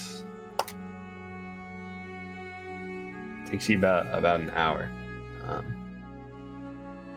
And as you travel together in mostly silence, and anytime someone steps on like a twig or anything, anytime one of the four of you does, the tabaxi who are just moving silently just give you a like a glare, like a don't do that, like that kind of thing. And why don't you? What's everybody's passive perceptions? 13. Mine's up 14. 11. Oh, you're muted. Sorry about that. Isla's also has a 13. I have a 13, but I would have her just doing a little bird's eye view scouting. Sure. Has she come to you yet? I wouldn't have called for her. Okay. So, all right. So she's doing her thing above. Yeah, and I'm actually, if they ever seem like they see her, if they take a weapon out or anything like that, I can use my action to just make her disappear, and I would do that if it seems like that's gonna happen. So far, she's doing her thing, and they're not really. They haven't really done anything. Well, it's just. Yeah, no, they haven't really noticed or anything. It's just kind of a bird flying around, whatever. If Isla ever returns to you or anything like that, like if she sits on your shoulder or something like that, let me know that that's happening. Otherwise, she's doing her thing. You're eyeing this guy. Yeah, I see no reason to reveal that to the tabaxi at the moment. Makes sense. Izzy, were you about to say something? Yeah, I had a question. Is the tabaxi that is like familiar with us, she's orange and white? Orange and white, yeah, with green eyes. Okay, is she leading the group? She is. Okay. Melly just wants, she's gonna, as quietly as she can, walk, towards her, because she wants to speak with her. You ran off so quickly before. I wanted to ask your name.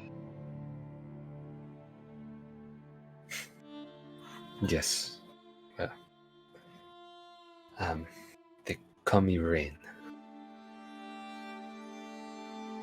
And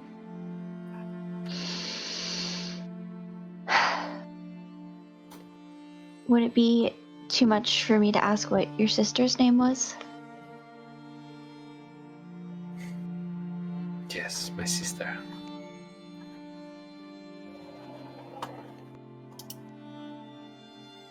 We called her Peak.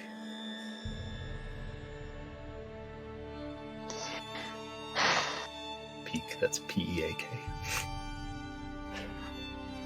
Well, Rain, thank you for allowing us to fight alongside all of you. I know some warriors prefer to fight their own battles, but I think that allowing people to help is a way of helping those who want to help, if that makes any sense. I do not remember asking for help, but you all have shed blood fighting for us, so a debt is owed. Oh, thank you for speaking with me. Melly will just fall back towards the back of the group. Now, while they're talking, I do this specifically just because of the fact that there's some noise going on. I kind of just go up next to Vale, and I just kind of whisper to him, and I go, 1 silver says we have to fight our way out of here. Why don't you roll me a stealth check, but I want you to use your charisma modifier instead of your dex modifier. I didn't know you could do that. Ooh, that is a fun thing that you can do. Yeah, if something makes like you're speaking, so it would normally be charisma, but it's stealth. You could use charisma instead of dex. A 19. Yeah, you don't think any of them heard that. What would you say again? I'm sorry. I just One silver says we have to fight our way out of here. Vale just has a smirk and kind of is like, now's not the time. He just kind of whispers, It's always the time, and then I just kind of wander back up to where I was. He just shakes his head. Just, Jake, Vale kind of notices that just any time that you seem to be like making noise or anything like that, the tabaxi that you had that kind of that you had that little confrontation with just kind of eyes you, and you notice that he's just got his sword's on his hilt, or it's in its hilt on his belt, but he's just kind of like has his hand like, you know, over it, hovering over it, and he just kind of looks at you every now and then, like he doesn't trust you, he doesn't know what you're gonna do. I would just say, or I would say that I'm asking you this: how many times has this happened? I'm sure there's just innocent little mumblings here and there, but just like throughout an hour's worth of travel, you know. I mean, it just kind of happens like every now and then, like maybe like 5 or 6 times, something like that, where like you don't know how many times he's actually done it, but you've made eye contact a few times, and maybe like 4 to 5 times, something like that. Okay. My reactions to that, the first time is probably much softer. The second time is probably still pretty soft, and then the third time, because this is Vale is at his heart also a warrior. He never breaks eye contact first, but he also doesn't have a challenge in his eyes. It's just like I'm not going anywhere. I don't know if that's going to be communicated well, but it's just like I see you, see me. You know? Just like, I'm here, you know. Mm-hmm. All right, great. Like it's not supposed to be challenging, but it's like I'm not gonna just roll over either. Yeah. You're not threatening him. You're just not backing down from whatever that is. Yeah. Okay. Awesome. Do any of the rest of us notice this? Either him doing that, or even just the tension between those two in particular? Oh, you feel the tension for sure. Yeah. Okay. Feel it. Close. Sorry. I can't pass up an opportunity to quit. So, the tabaxi that Melly healed, what do they look like? That one is kind of it's spotted. It's got these kind of like, it has like I don't know if this is a great way to paint the picture, but it's like a yellowish green kind of color, like maybe even like kind of like some grays in there, and it's got these spots, and the spots are kind of like with a black outline and white in the middle, and the spots are all over. So, Melly will walk up to that tabaxi also and just go, how are you feeling? I know you were feeling much better after you got up. I just wanted to make sure you're feeling all right now, too. I feel good, yes. Thank you. I'm glad to hear that. How much further will we be traveling? I feel like even though you feel well, it's still important to, rest after such an intense battle. Oh, don't worry, we're almost there. Okay, and Go ahead. what was your name? They call me Chaser. Chaser. Yes.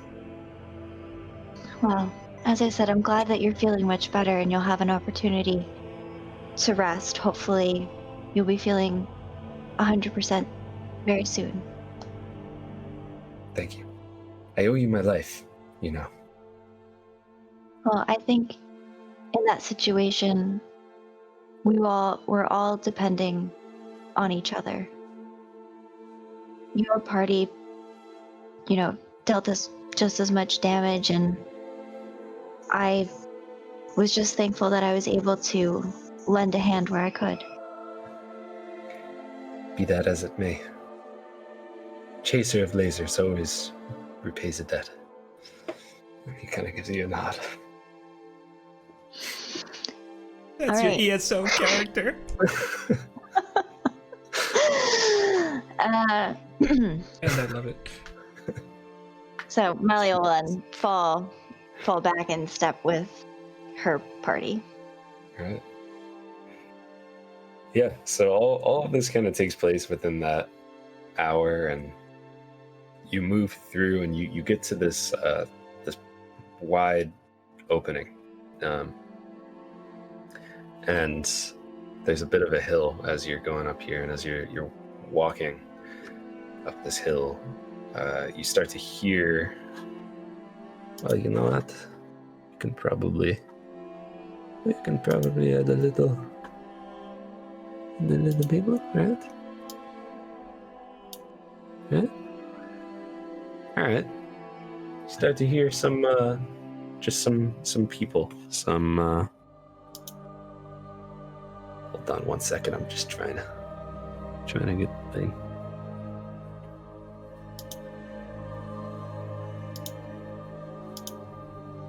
Alright.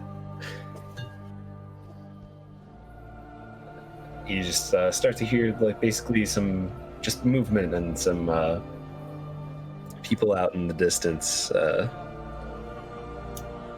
and as you get over this hill, you see tents, a good amount of them actually.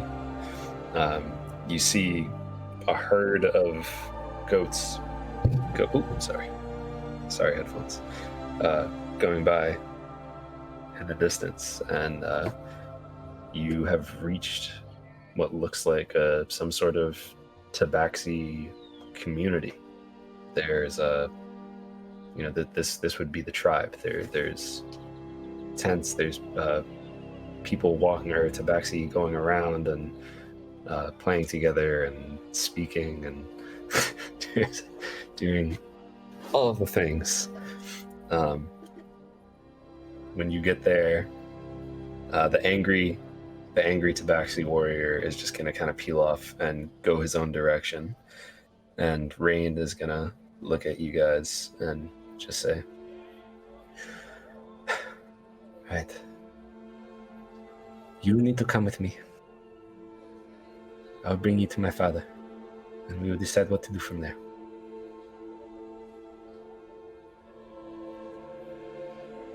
I'm not sure I like the sound of that.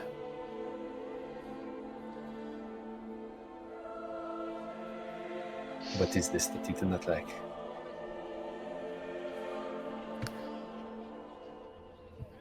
I don't expect that you'll, reward us with some grand treasure or anything like that, but can you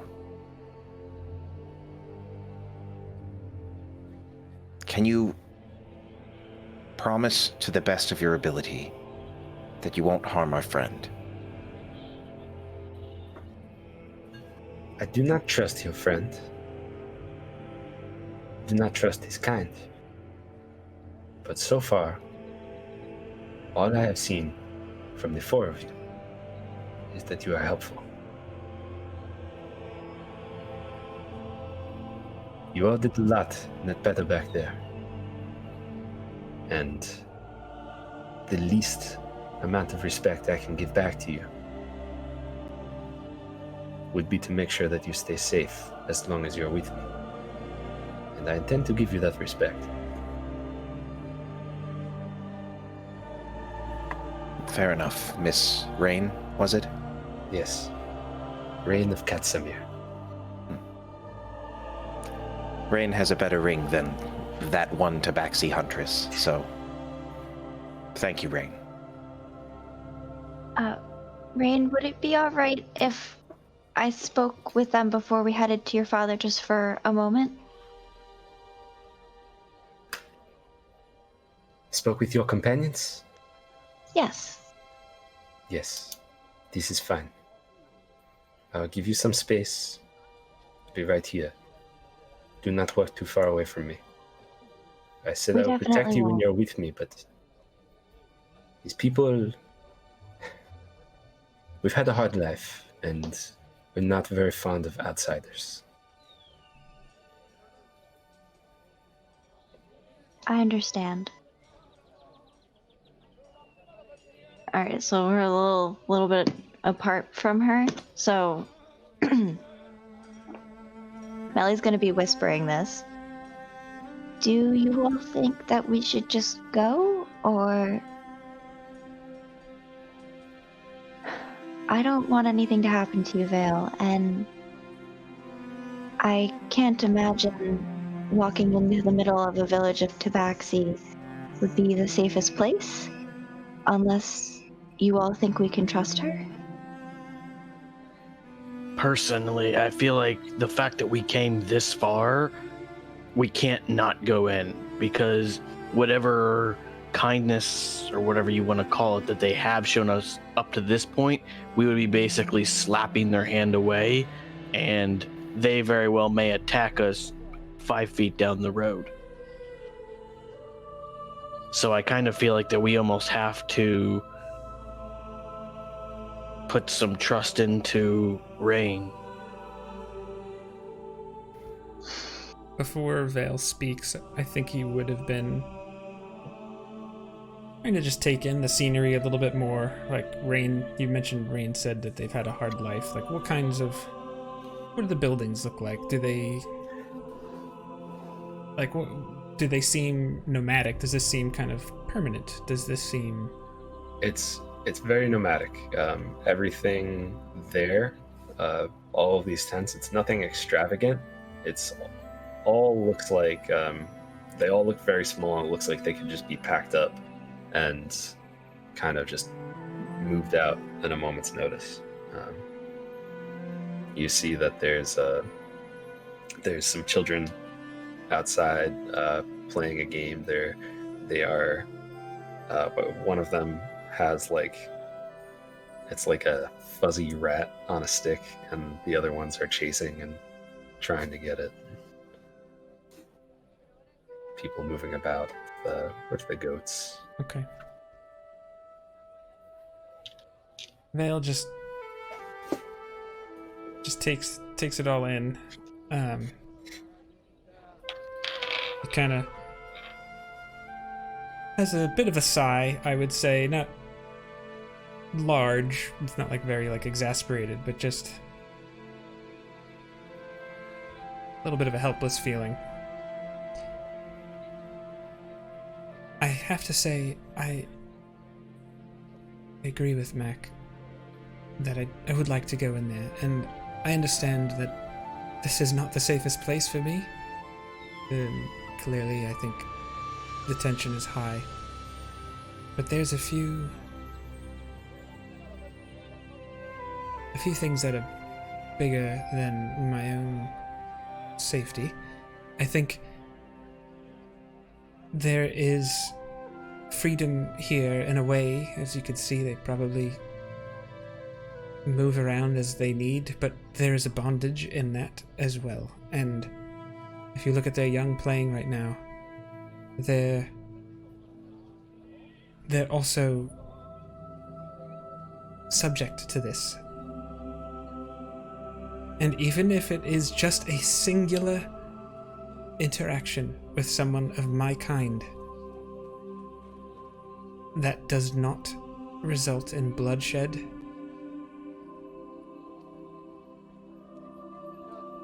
that's bigger than I am, and that's bigger than all of us.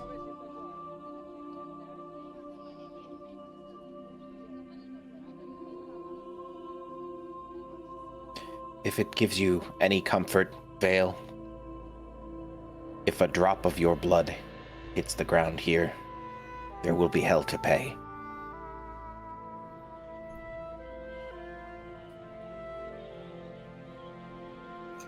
I very much appreciate this sentiment.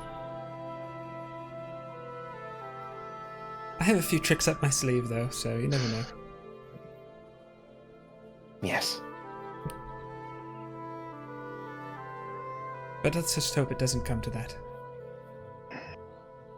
I think, given what's gone on here, if all we did was ask for safe passage through their lands... I don't know about that one, but I do think Rain would honor it. I didn't catch his name. It didn't quite seem like the friendly type.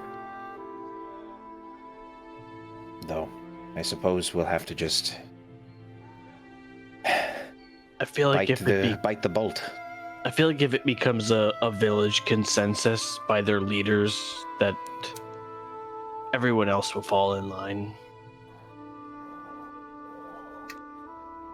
Yes.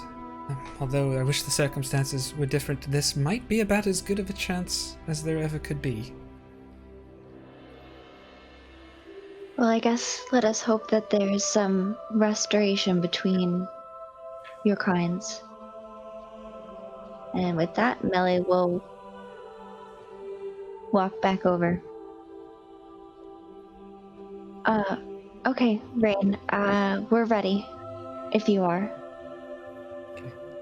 Yeah, as you walk back up to her, you see she's got this like small ball of yarn in her hand that she's just kind of like rolling around and just kind of like fidgeting with, like almost like just like any sort of like, you know, nervous tick kind of thing that she just needs to be doing something. And she'll just kind of look at you and be like, okay.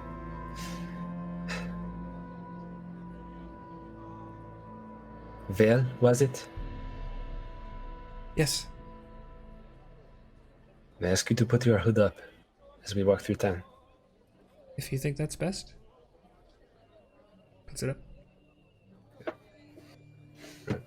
And she'll kind of lead you through. And as you continue through, she takes you to this one tent, and it's pretty small. Like it looks like maybe a couple people could sleep in there if they want. Like, really not anything significant at all. But it kind of has like a central place in this in this little campsite, we'll call it. And she'll kind of look at you guys and just be like, remember, you're my guests. Do not bring shame to me. Rain? Yes. Is there a particular way that we should greet the people in the village? Do you guys bow before the leader or kneel as a sign of respect? We do not kneel. No one here will kneel to no creature. Just follow my lead. Show respect. And she'll walk into the tent. You guys follow? Yes. When you walk in, it feels like there really should only be room for like 2 or 3 of you in there. Maybe a couple, maybe like the halflings too, I guess would fit.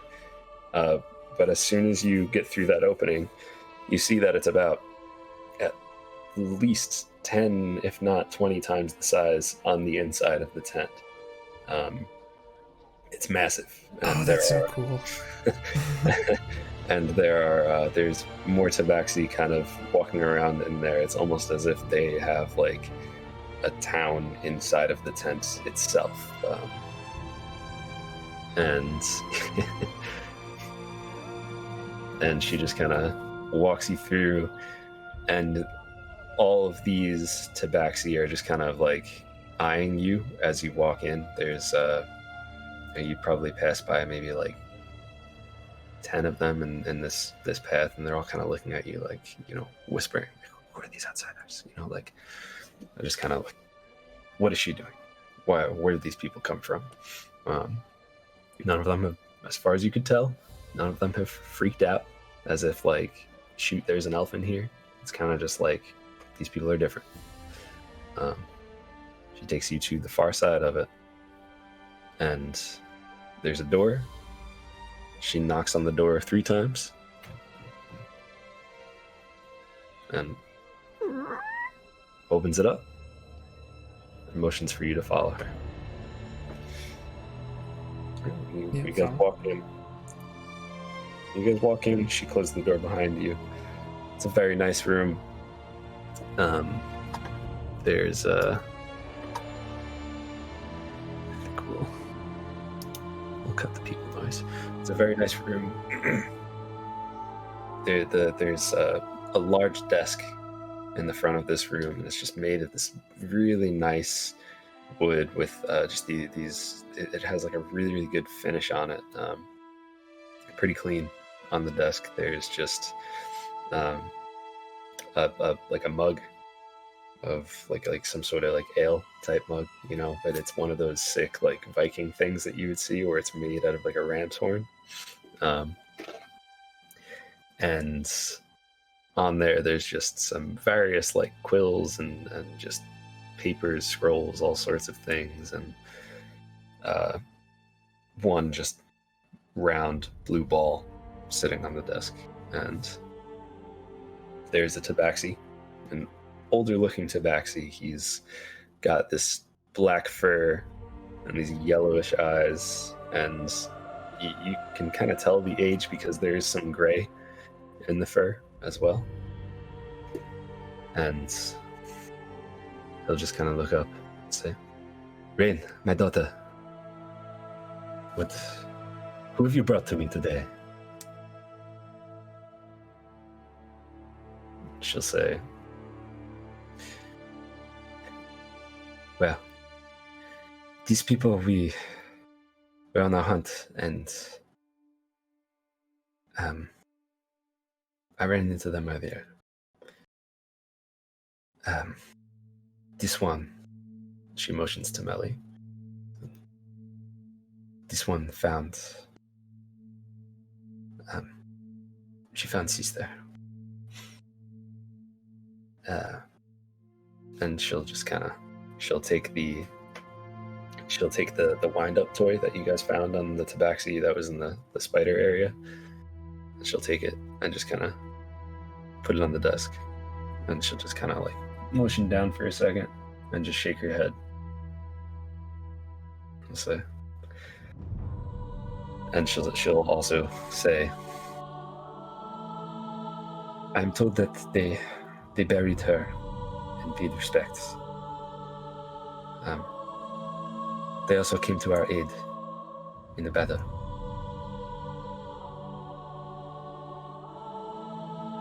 And he'll kind of, he since she took the wind-up toy out of her pocket and put it down on the table, his eyes have not left it, and he's just staring at it.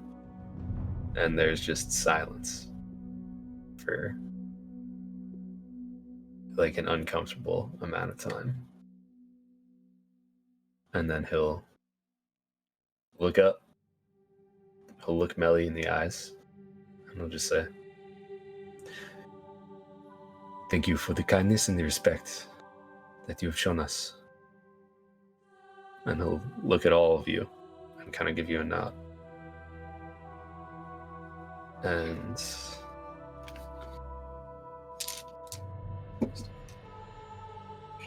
okay. Oh. I had him roll perception. It was an 18. He kind of looks at you, and he just makes eyes with Vale. He says,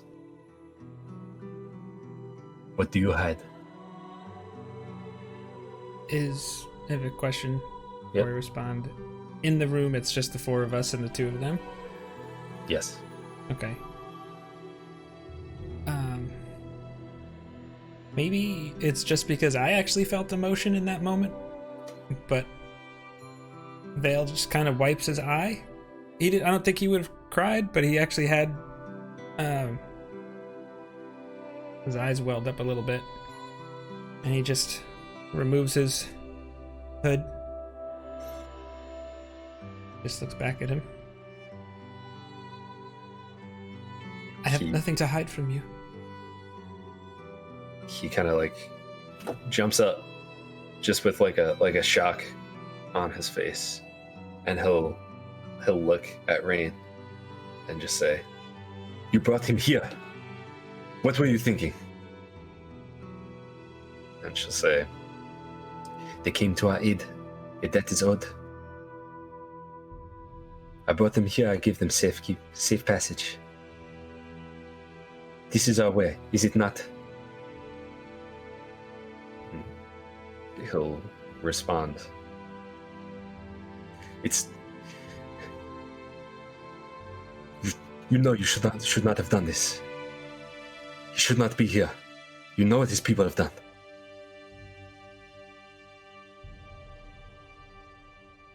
This... You want me to leave, I will do so.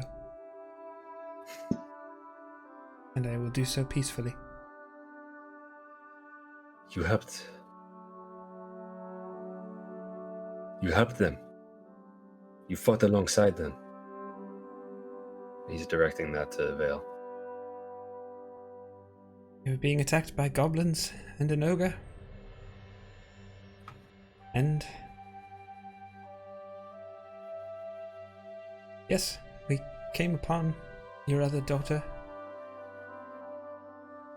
And she was already gone, unfortunately.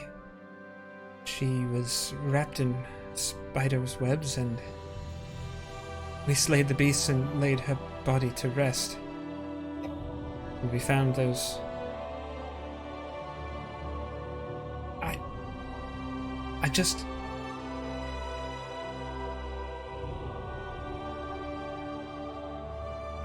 There has clearly been a great amount of tension between our peoples, and I am no leader of my kind at all. I hold no titles. I own no lands. I am just Vale of House Singarin. But I stand here to you as someone who has a family and a sister, and I cannot imagine the pain of losing one of them. And I am so sorry for your loss. He just sits back in the chair.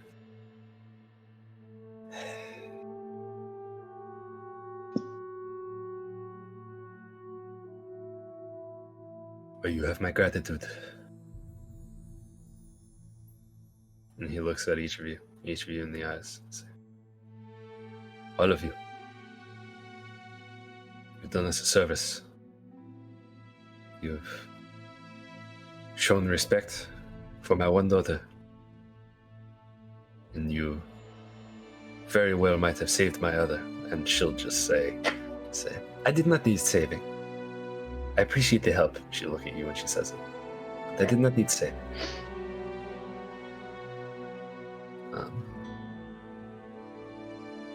If I may be so bold to say,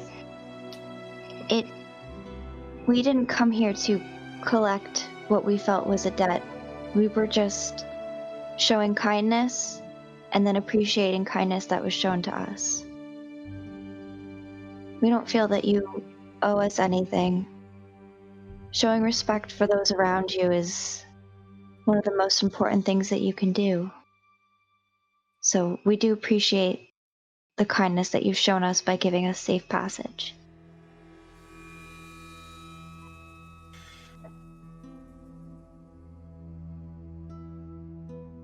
Thank you. Melly, there are not enough people like you in the Savalier Wood or in all of Wildemount.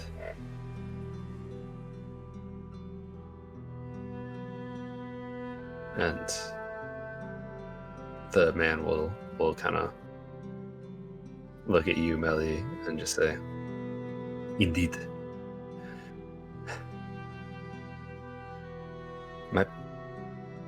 My people will not like this, but these are our ways, and you may stay here for as long as you need."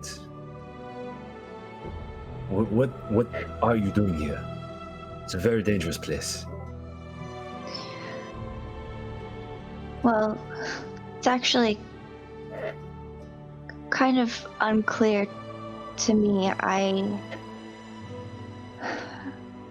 I don't know if you believe in destiny, but I do, and I've just felt drawn to this place. I know my traveling companions also. We seek to do good and to make a positive change in the world. I don't know why it's the Savalier wood, but I can tell you it's to brighten the path that we walk and that others might have to walk. He looks at Rain and nods at her, and he looks back at you and just gives you a nod of respect, and I'll just say, "Well, we could use a little bit of light in the Savalier Wood these times. The goblins that you saw before, they were well, we have been seeing more of them lately. More organized fighting. Just more aggression in general. The spiders too. My daughter, she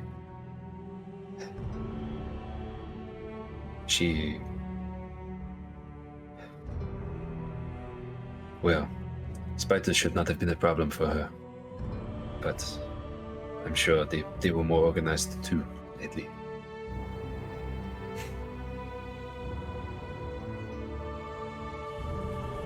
I can attest to their strength. We eliminated the ones that were around your other daughter, and honestly, if I was alone, and I'm nowhere near the warrior that either of your daughters are, I would not have made it if it wasn't for my traveling companions.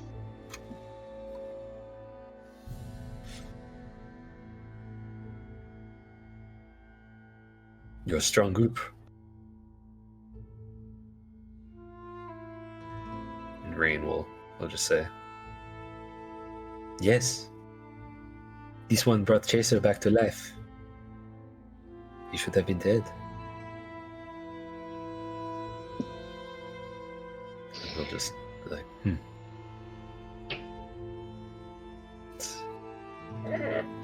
As he just kind of sits and thinks, he's just like, he's been tapping that ram's horn like a mug or cup. He's just been like pushing it ever so slightly throughout the whole conversation. And as it nears the edge of the desk, he just kind of looks at it for a long while he thinks, and just gives it that last push and just knocks it straight off the edge of the desk. And then he just looks back at you guys. Just says, "Well,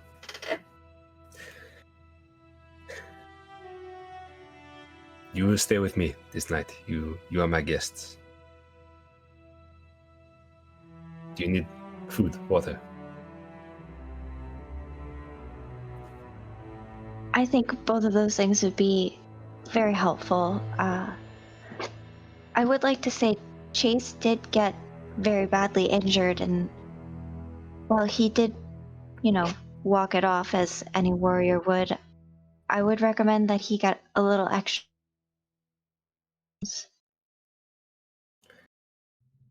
I appreciate your concern. Are you good? Are you frozen? It looks like she froze for a sec. Okay. I think she's back. You good? Okay. So you said you extra concern for him? Extra.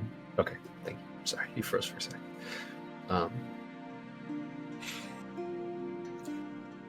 I appreciate your concern. He is a very capable warrior. Although he does get a bit distracted from time to time. But he will know he is with our healers now, if he needs it. He's not shy of that one. But we thank you, nonetheless.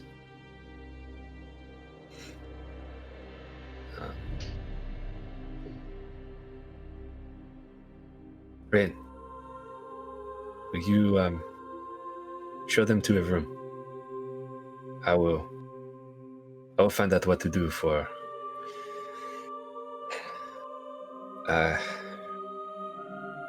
well, I do not know how the others will react to having guests like you. But these are my people.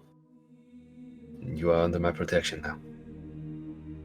And when I give you my word that I will protect you, I give you my word. Rin, show them where they can stay and get cleaned up.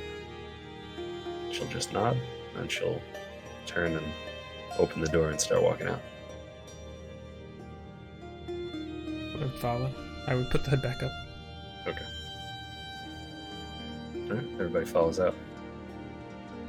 She closes the door behind you, and she'll walk down a little ways and lead you to a room with it just has like it only has 2 bedrolls like on the ground. It's kind of like simple, this room, just like pads for people to sleep on, and but there's room though. And she'll say to you, this is where you can stay. I will have more beds made for you. If you need to clean up, you can do it here. We will bring food and give you whatever else you need. Thank you. Ryan.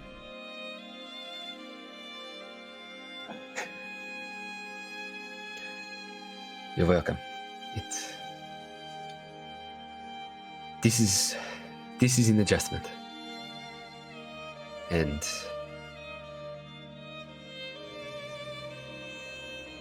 I do not wish to be rude to you.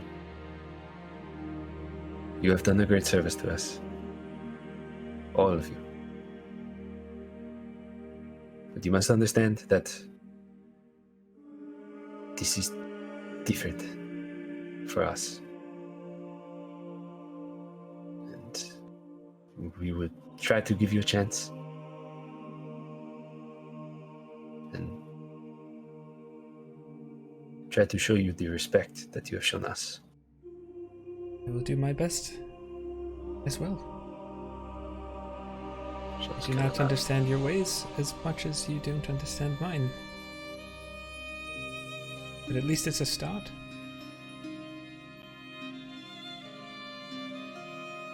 So just kind of nod. If I may ask, what was the name of the man that seemed to really not like me?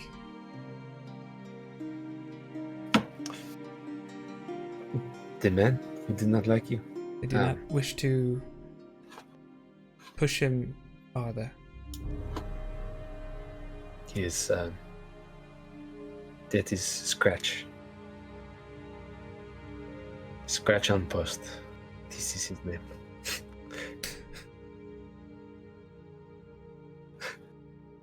I understand. He's a very capable warrior. But he What is is that? very slow to trust as well. A wise precaution. I will do my best to not even leave this room. If you wish. This would be best for now. I understand. Is there anything else that you need of me? She's speaking to all of you. She's addressing all of you. How should we address your father? Is he a king, a lord, or just the great leader? By his name? He speaks for us.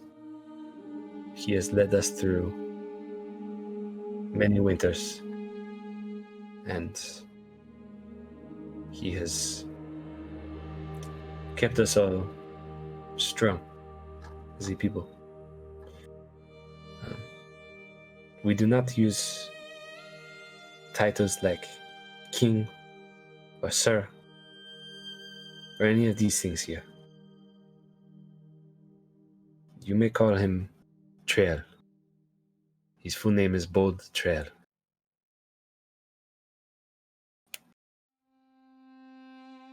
Now, is there anything else I could help you with for now?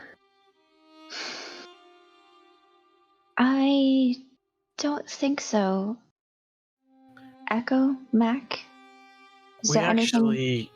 We actually caught the deer meat, and most of it is uncooked at the moment because we kind of packed up in a hurry to head to where the horn was. Is there some place that we could cook that so it does not spoil?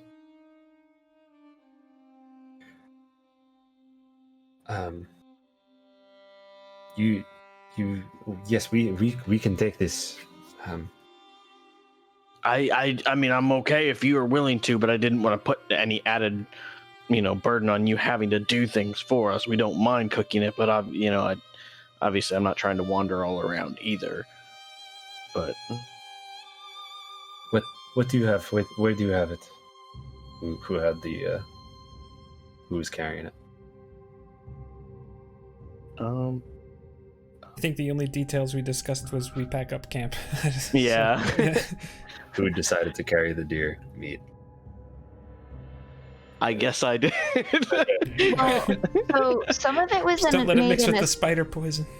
Some of it was in the stew. So like we did cook that, and then I was saying we were gonna use like the deer like skin or maybe like its stomach to like store it. Mm-hmm. So some of it's cooked, some of it's not cooked. So you just I don't know. Good. I don't know if Melly would have grabbed the raw meat. All right. We wouldn't have left it behind. Yeah, if you packed up camp and you had time to, you probably got it. But I'm just gonna say, someone takes this mess of just, it's chopped up and everything's chopped up really nice, but you tried to like wrap it up like hastily in like itself. It just kind of looks really nasty. This is just kind of like, yes. Sorry, Jake. Okay. We would take this. This will provide food for the tribe tonight. I will come and get you when it is time to eat.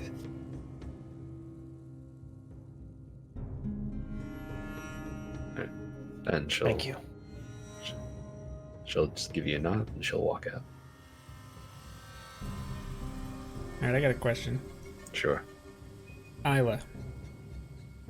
I would imagine she maybe is just, there's a tree nearby that she's kind of just chilling with. Do I have a link with her inside this tent?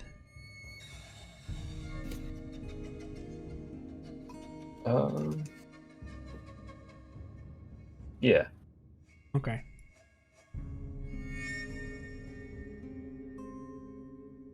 Okay, Vale is just going to, for like 10 seconds, just warg into her and just see what he sees. Does it seem like people just milling about, or is there like anything of significance happening? So far, seems like a lot of the same as it was when you guys came. People are just doing their thing. you know. Okay.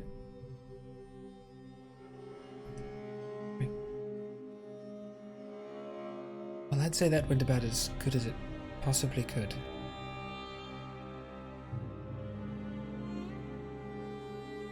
I agree. I'm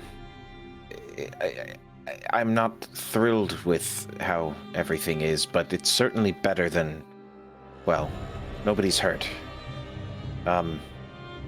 Mac, are you all right? You seem a little... You know, I'm holding my tongue out of respect for Vale, but they're not doing us any favors. And it's bugging me that they're making it look like they're doing us favors by allowing this. You know, yes, maybe Rain would have survived, but would have any of the other hunting parties survived? Probably not. There would have at least been the person that was lying there dying, and if not more casualties throughout the rest of that fight, which I even highly doubt they would have survived to begin with. You know, and I do understand that there's bad blood between them and elves, but one elf is not all elves. And people should be judged on their actions alone and not what they look like. And I don't like being the entire group here being judged like criminals, which maybe I am, but they don't know that. and our actions are not like that, and I don't like that. Yes, well, unfortunately it appears that for them, in this particular case,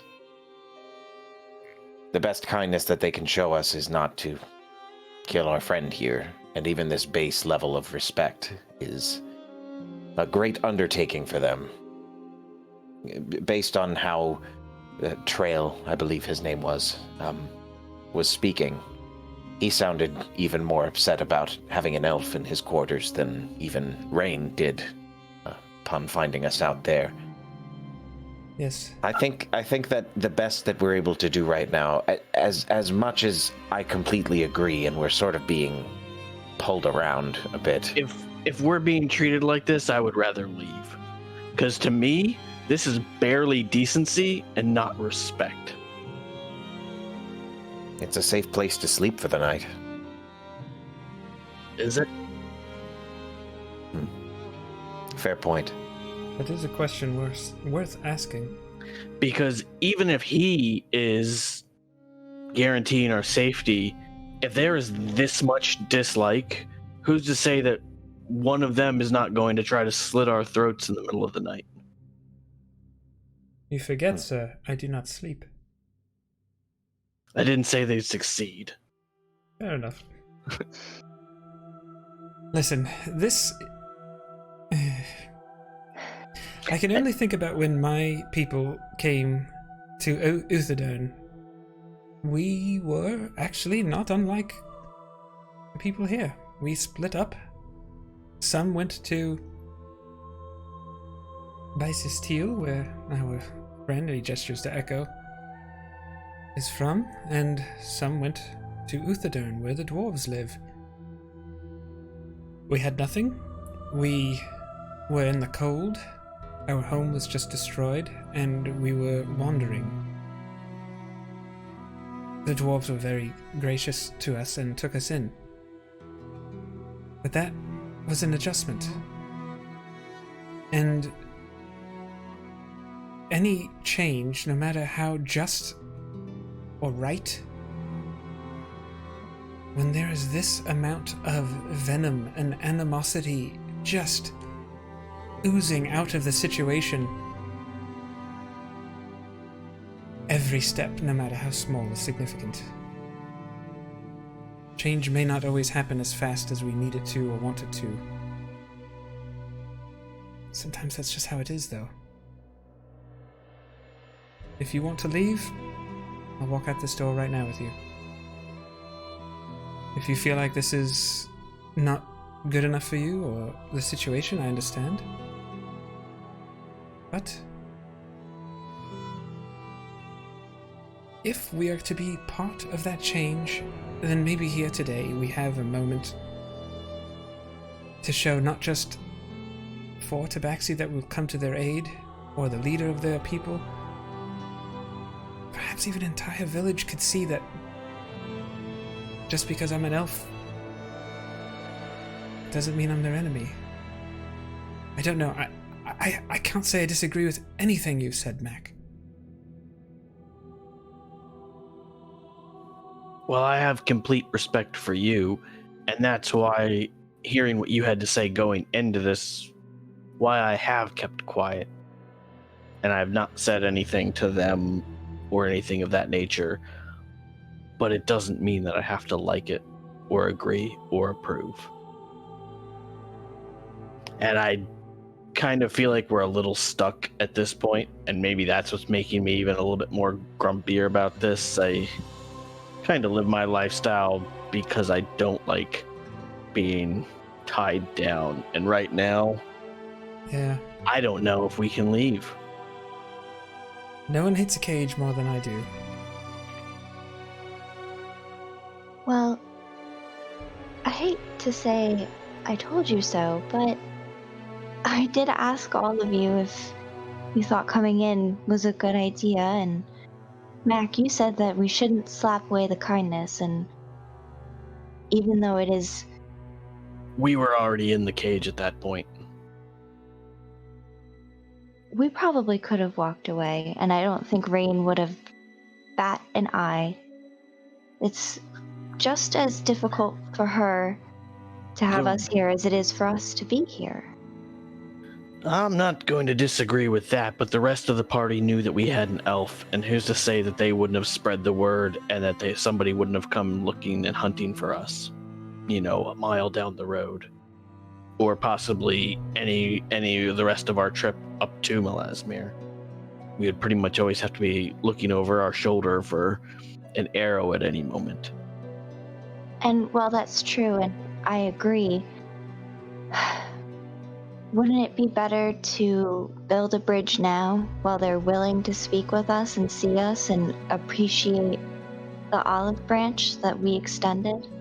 I also do not like how they are treating Vale, but as Vale said, the slightest movement in the right direction can make a difference when there's so much venom oozing out of the situation.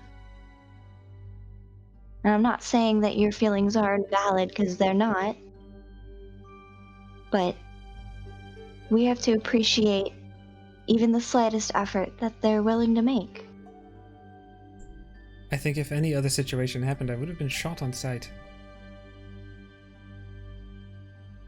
It feels a bit like we're trying to plant the seed of a tree in dead earth, whose shade that we'll probably never know. But perhaps our children or children's children may get to have that and allow it to make the earth livable.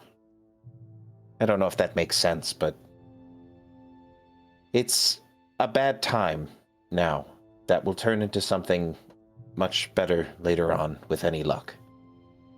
And if that's not enough, I bet you a silver that we make it through the night just fine.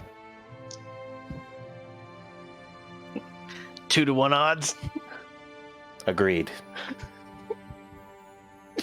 Shake hands on it. That's a very good analogy, Echo.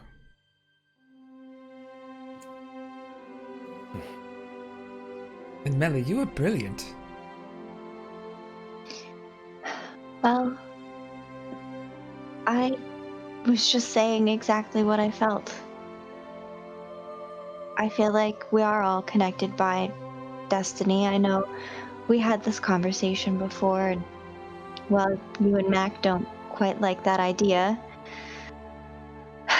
I can't help but feel assured that there's something greater at play. I might not like the idea, but it doesn't mean it's not true. too damn scientific to ignore possibilities just because I'm uncomfortable with them. We'll see. We're here. We have a chance to do something special. Is that destiny? Is it luck? Does it matter? I don't know. Maybe it's both. Ah, that would be quite the twist, wouldn't it?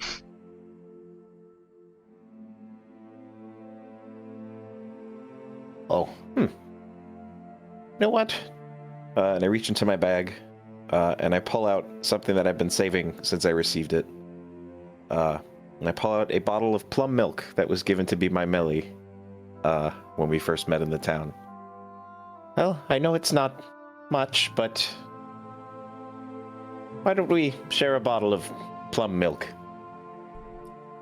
That sounds lovely to me. Oh, Echo, you don't even understand the joy that I feel right now. Well, I'm about to feel the same joy if what I remember of this taste is anything close to what it was. So yeah, we pop the cork, and I guess we all take out our little mess kit cups, little bowls, whatever it is that we have. Oh yeah. Fill me Start up. pouring out little... Sure. Yeah. I love that. And all while this is going on, Isla has instructions to let me know if she sees what's the guy's name? Scratch. Specifically Scratch, but anybody that looks kind of shady come into the tent. Okay. Keep an eye on us. All right. Hopeful I'm not blind. Just if Scratch comes into the tent, or if she sees Scratch at all. Just so I know. I mean, definitely. I mean, I just have telepathic link with her, so if she sees Scratch at all, let me know. Okay. Why not? Because I could always just look through her eyes at that point. Mm-hmm. Alright, it's just good to know for the future. And you guys, we'll call this a short rest too. So if anybody wants to use any hit dice, or if anybody is a type of character that gains things back on a short rest, like say a fighter, Like me. Yep, or a monk, then get those things back, mark them off, or unmark them off. I don't know. Do the things. I'm Well, checking the boxes. While we're heal back to full drinking, health. while we're drinking the milk, I'm just kind of sitting there, just kind of holding my the pendant to my necklace as we're drinking the plum milk together. Just Are we twirling it still... in my How long fingers. does aid last, by the way? Are we still... Is that 8 hours? 8 whole hours. Dang, that's so good. All right, so we're still 8 then, so I'm actually above full health still. That's nice. Wow. Yep, I definitely love that. And you said Echo was back to full? I'm actually slightly above. So I'm Okay, at 23, where my normal max is 21. I'm at 32 if you're keeping track, or keeping track at home. Although I suppose we're all at home. Anyways, if Vale would just sit next to Mac at this point, I think. Mac, I don't disagree with a single thing you said. I want you to know that. And I am not upset at our party at all, or anything of that nature. It's just more of, personally, I would like to be more vocal about what we've done for them, and it's not just like we're just walking in here asking for things. I mean, we never even asked for anything to begin with. I mean, other than staying alive. I mean, and I feel like that's not something that we should really have to ask for when we haven't done anything to begin with. And that's what kind of bugs me a little bit about the situation, is like we haven't asked anything of them, and I feel like we're being it feels like we're being interrogated, or possibly even somewhat held prisoner, and it just I don't know, it just leaves a little bit of a sour taste in my mouth. But I mean, I'm all for everything we're doing, and obviously I'm with us 100% in whatever path we take. It's just internally I felt like I needed to share. It's good you did. I think Rain and the rest of her party know they were done for if we didn't show up. I think you don't achieve any kind of experience and status and position like she has without being able to understand that. It's a warrior's pride that just has her not admit it. At least I think so.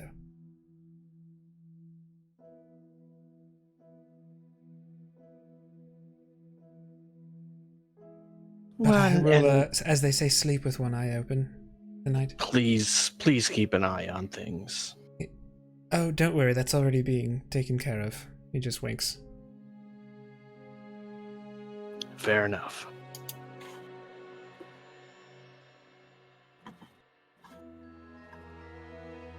I was trying to get a crow, but I wasn't fast enough. Or raven sound. Alright. You guys have anything else you want to talk about before we continue on? Or? I think we're probably ready to get to dinner or possibly the next morning, depending on what your next goal is. Sure, yeah. Just want to make sure I'm not cutting you off. Jake, Vale would see through Isla's eyes. Just that scratch is kind of like just like grumbling about. He looks angry. He's kind of just like pacing his way around the encampment on the outside. He hasn't gone anywhere near the tent.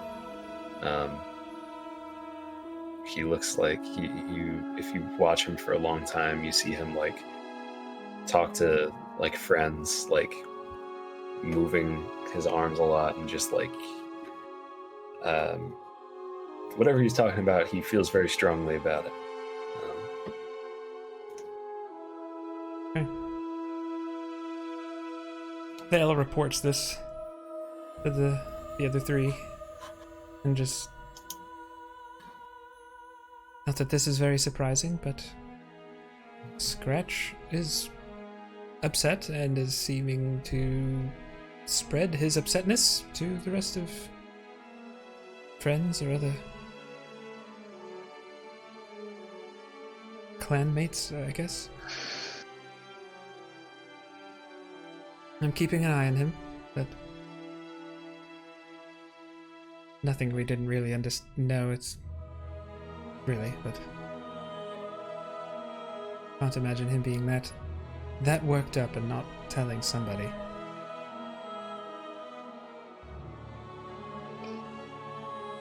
Yes, unfortunately, I feel like feelings like that tend to spread. What is it they say? Misery loves company? He just wants to make everyone around him miserable at the idea that someone might show an elf kindness. Sometimes people let their hatred blind them, and that's it. That's just it. They're blind.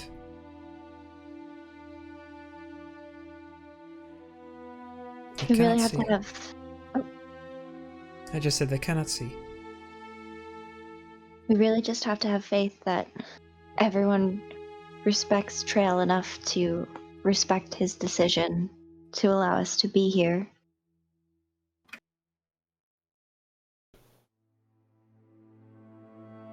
I agree.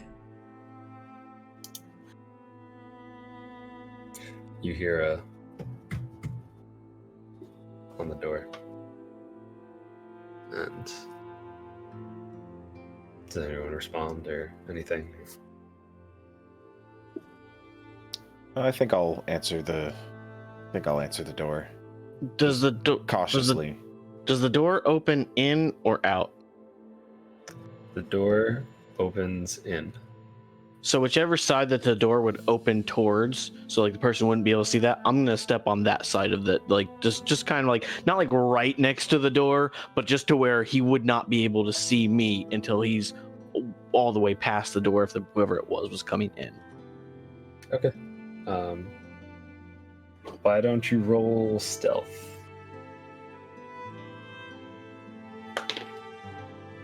That is a 22. Okay. Rain will, as Echo answers the door, she'll come up right there. So, okay.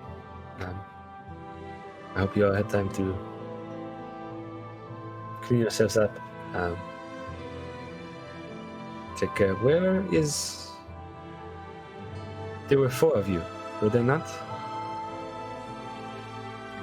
Vale just smirks and kind of just motions his head to where Mac is. And I just act like I'm just kind of like leaning up against the wall. Oh, hey. She just kind of like fidgets a little harder with the little ball of yarn in her hand, and in her other hand, the claws just kind of like, and then slowly just kind of, she like eases up. But you just see it like kind of when she sees you there and realizes that she didn't know that you were there and you could have snuck up on her. It just, you could tell that it bothered her like a lot. She said, oh, yes. It's very sneaky, this one, huh? Just resting against the wall.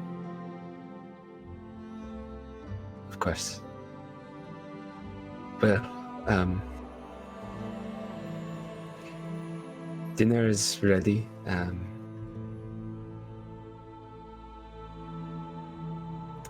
On days like today, we eat as a tribe. So, prepare yourselves.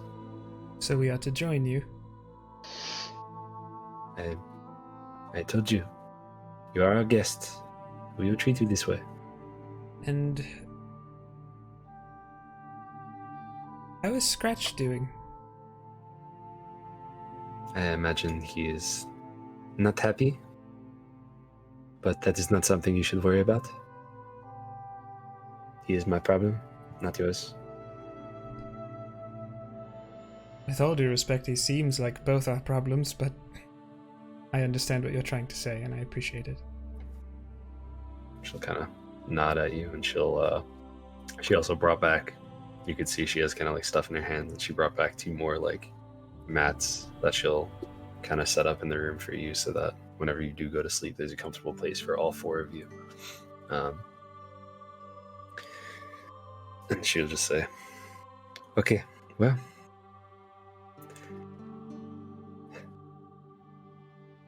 are you ready?